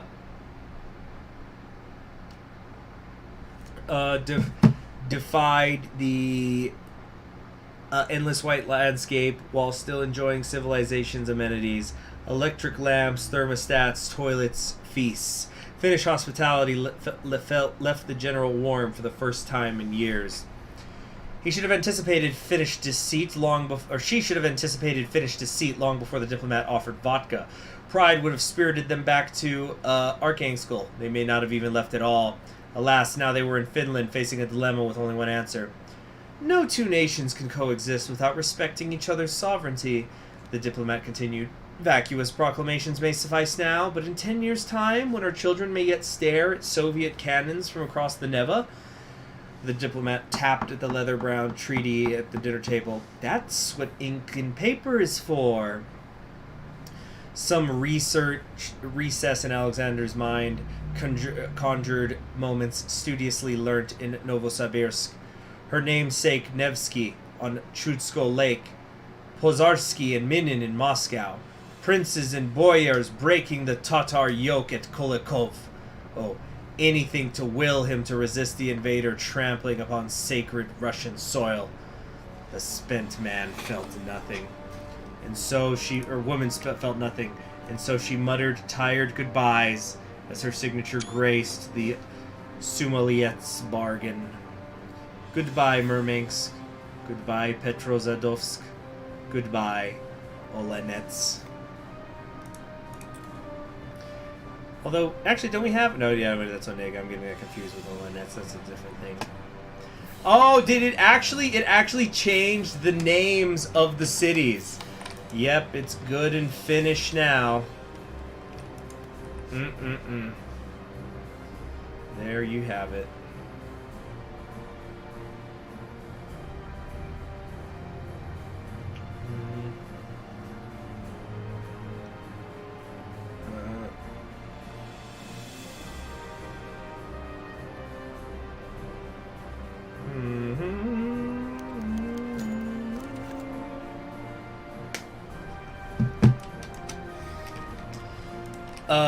Send in the next one, said Dr. Eno Hemilia hoarsely, rubbing his baggy eyes with gloved hands half caked in dried blood.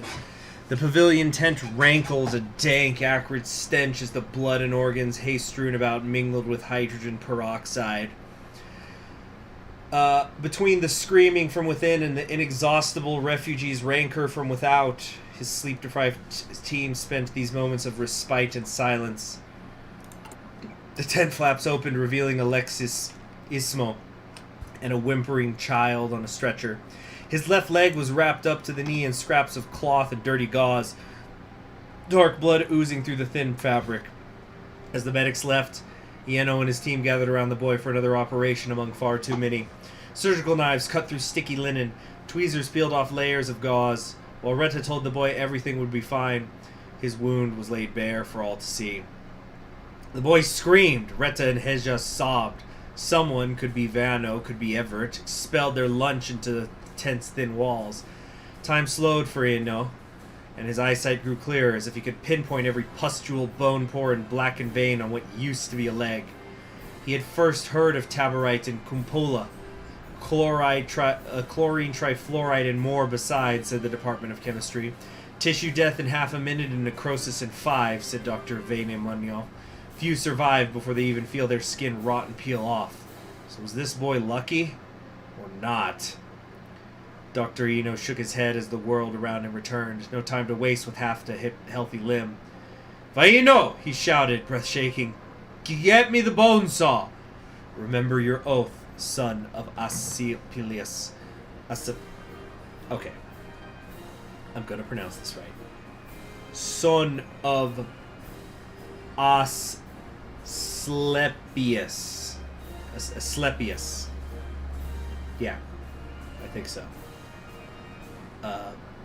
Anyway, so that's the god of Greek god of medicine, by the way.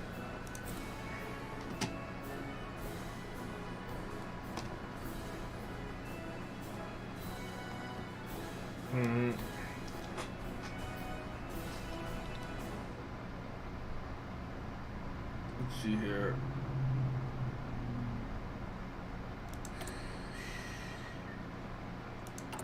The IRA took power in Ireland in my current TMO run. That's a first. I didn't know that was a thing. Huh. Come on. Not too proud to beg. Beg. And in the spirit of human okay, so this is Clara speaking. And in the spirit of human fraternity, we enjoin you to send assistance for Russia's blighted lands, large or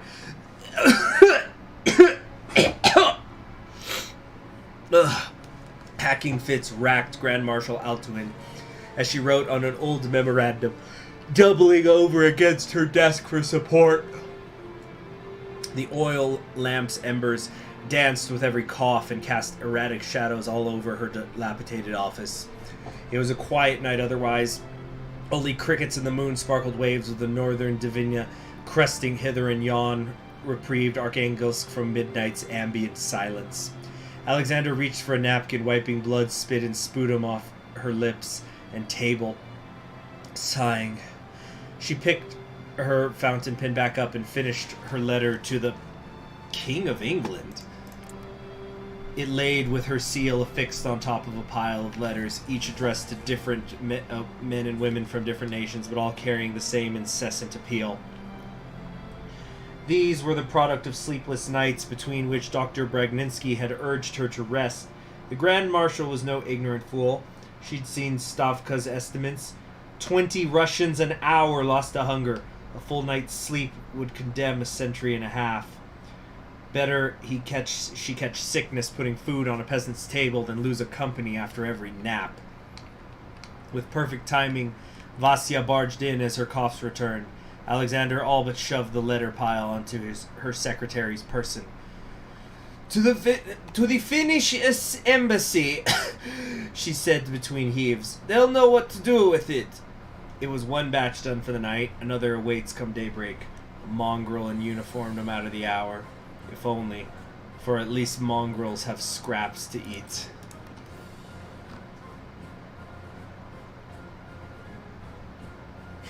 I know, so epic, right? So epic, Vlad, for the win. It's totally poggers.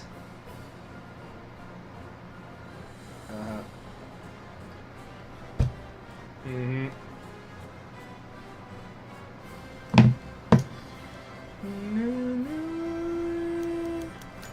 Little defeats. Her wordless screams reverberated across the empty room. Feeble fists shaking as she lurched to the ground. Alexander pummeled the rotting wooden floor once, twice, thrice, punctuating each blow with pained bellows, and again, and again, and again. Blood trickled and oozed and streamed from her palms, and her cords strained until it snapped and she howled no longer. The pitiful man choked shallow breaths as she lay there, prostrate, speechless. Shakily she knelt up, sifting through broken chairs and broken glass until she met face to face with the fount of all her woes. Gimlet eyes pierced holes up and down the crumpled, bloodied paper as a faithless woman prayed to every god she knew that its contents were false, that some divine inspiration would smite its wrongs and assure her all is well. Years hiding like mice from the Shaturmovki, months whoring Russia out to the world for morsels, sleepless weeks staving off Lernov, Melkinik, famine, petty gains, her own fucking men from overdrink, all for today when they promised aid would come, promised enough to feed her people. Not 100th, not 10th, not 5th, but every Russian under her charge. It had to be enough, right? Right? Minutes came and hours went. No god answered her hollow prayers. No miracle changed the manifest tally. Barely enough to feed 1/3 of Arkhangelsk, and only Arkhangelsk, for a week. No more help will come for Alexander Altunin, the Red Army's disappointment. She was now alone, abandoned, useless. So the useless disappointment sobbed as she tucked herself inwards. The tears flowed louder than the whispers calling for Mama, for her voice was found wanting, like everything she had built. What was once changeable is now set in stone. Of what was gleaming with possibilities, none remain. We can only move on and let fate dictate the rest. Okay, so that's it. That's it. We're done. We should be done. We've done them all. Clara is abandoned. So, is this actually going to work? Do we have like the sandbox mode or whatever? No, it says we're not done. What is not done? What is not done? I don't understand. You guys are seeing this, right? I missed one somewhere. Okay, I'm glad you guys are enjoying yourselves, but seriously, what the fuck? What did I miss?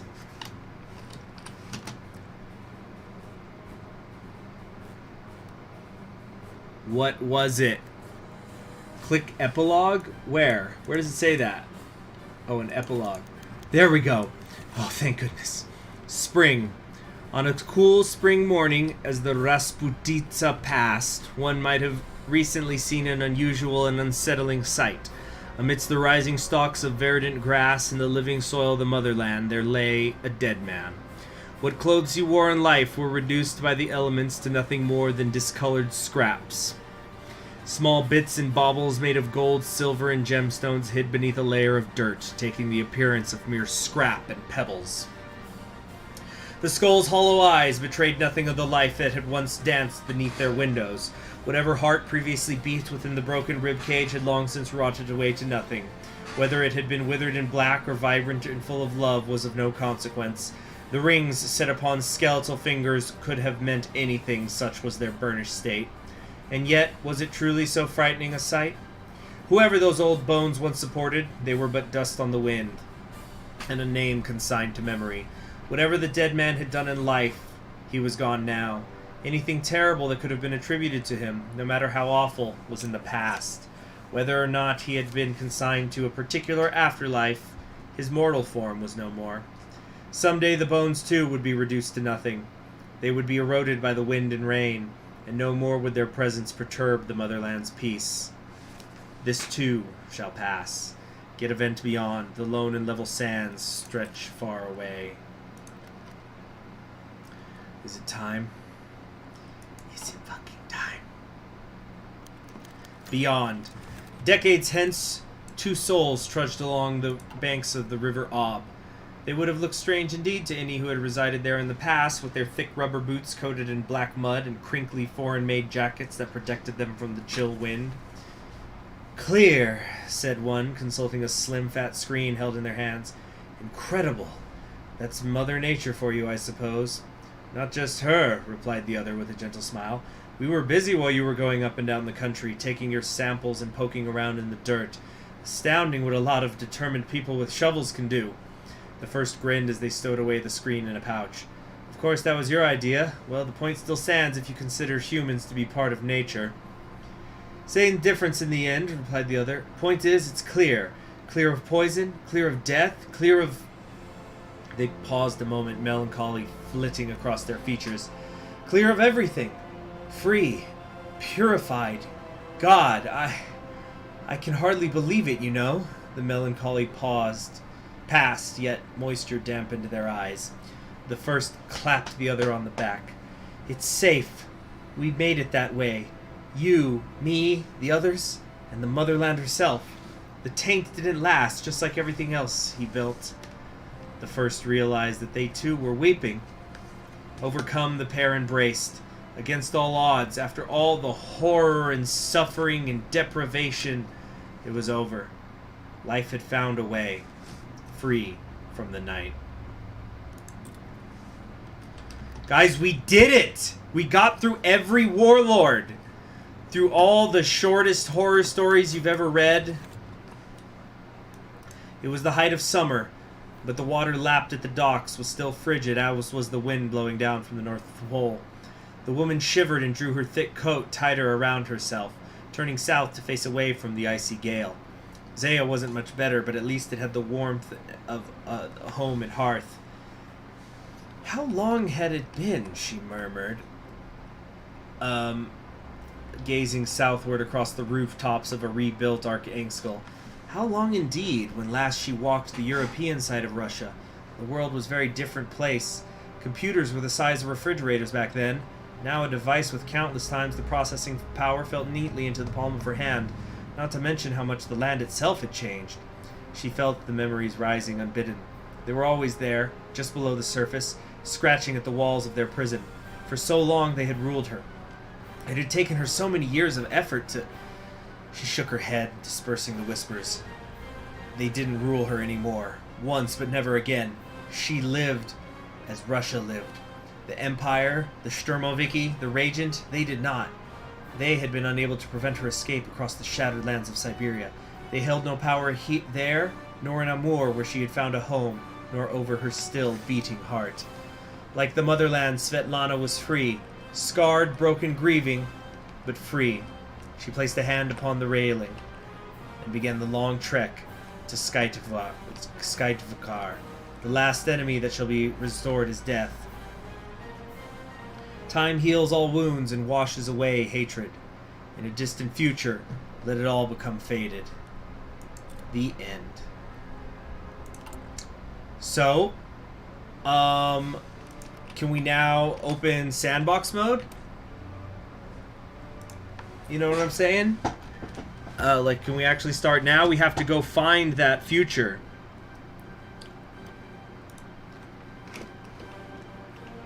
Hold on a sec. Russia sees the end. It's under decisions. Enable sandbox mode. Russia slumbers. The survivors of Tabaritsky's reign of terror cast on an uncertain, turbulent future of the still remains of a faded dream. Yet we can't help but imagine, what if? Note, all events that happen during sandbox mode are not a continuation of the story, and neither will be added on in future versions of the game, nor considered canon. Be sure to pick the country you want to play as before picking this decision. Alright, we're not going to do this right now, but we're just going to see if it works. Okay, cool. So we have, like, the ability to attack everybody. Alright, it looks like we're good. Let's just do, like, a test thing. Okay, attack the Holy Russian Empire. So, like... Okay, I just want to make sure that things aren't going to crash, basically. Alright, it looks like we can go. Awesome. Awesome to the max. Great. So, that is it. I am done. That's the end of the stream. Now, I've got to make a thumbnail, and we might actually begin the unification tonight, or I might do it tomorrow. Right now, I'm leaning to doing it tonight. But thank you very much, everybody who stuck with me through the reading. Thanks for the the compliments. Oh, Fran-chan, I just saw your congrats to make it to the end. Yep, I did it. I did it. They said it couldn't be done, that it shouldn't be done, but I did it. I read every event for every warlord. My God, I need something to just, yeah. So here's how this is gonna work. We're gonna do the unification stream. Hopefully, yeah. You know, let's make it tonight. Once that is done, I'm gonna be taking a week off. Hell, I might just take time off until May from live streaming.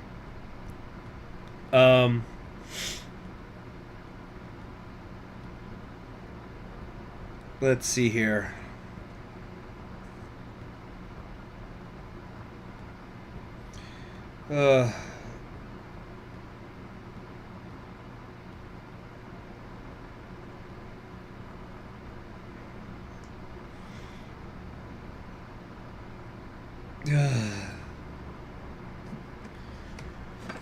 So, okay. What we're gonna do... Oh my God, some friend fee. Power Sam, I have not power here, there, everywhere. It's just like, no matter what I ever do, people always want more. I'm talking about reunifying Russia, and then the first question, hey, can you take Moscow, though? Oh my God. You people are relentless. So, it's just, and okay, I'm going to tell you guys this, and I talked about it with some other, in my other streams. Once I take this hiatus on live streaming, well, it's not going to come up during live streams, but, like, when I take this hiatus on Hearts of Iron 4, like, you guys, there's still going to be pre-recorded stuff that's going to be going up. You guys will probably, honestly, who knows, I got enough backlog stuff that there might not even be a single day without Hearts of Iron 4 on the channel before I come back to it, you know, in, like, mid to late May or even June. But I swear to God, if people are bringing it up when I'm doing live streams again in a week, I'm going to start timing people out, and then I'm going to fucking ban people, alright? I don't want to hear it. You people are going to start getting used to liking what's in front of you. If you don't like it, then don't watch me. But don't be watching me and then constantly saying, you know, hey, here's what you need to do when you come back to Hearts of Iron 4. You know, when are we going to get based Suslov run? Or, you know, whatever. I'm just saying that right now. Anyway, let's wrap this stream up. I'm going to go try to nap to just clean my brain. For like 20 minutes or whatever. Thank you very much for those of you who donated through Super Chat. That is what keeps the live streams going. And, yeah, you know, let's go ahead and say that I'll see you tonight. At some point. And we'll try to, let's see. I've heard that the unification is pretty damn quick. Because it is probably because you can, you know, do all of these attacks at once and whatnot. So, we will do this and we'll complete the Pravda trilogy. I'm Conquering History Games. I'll see you next time. Bye.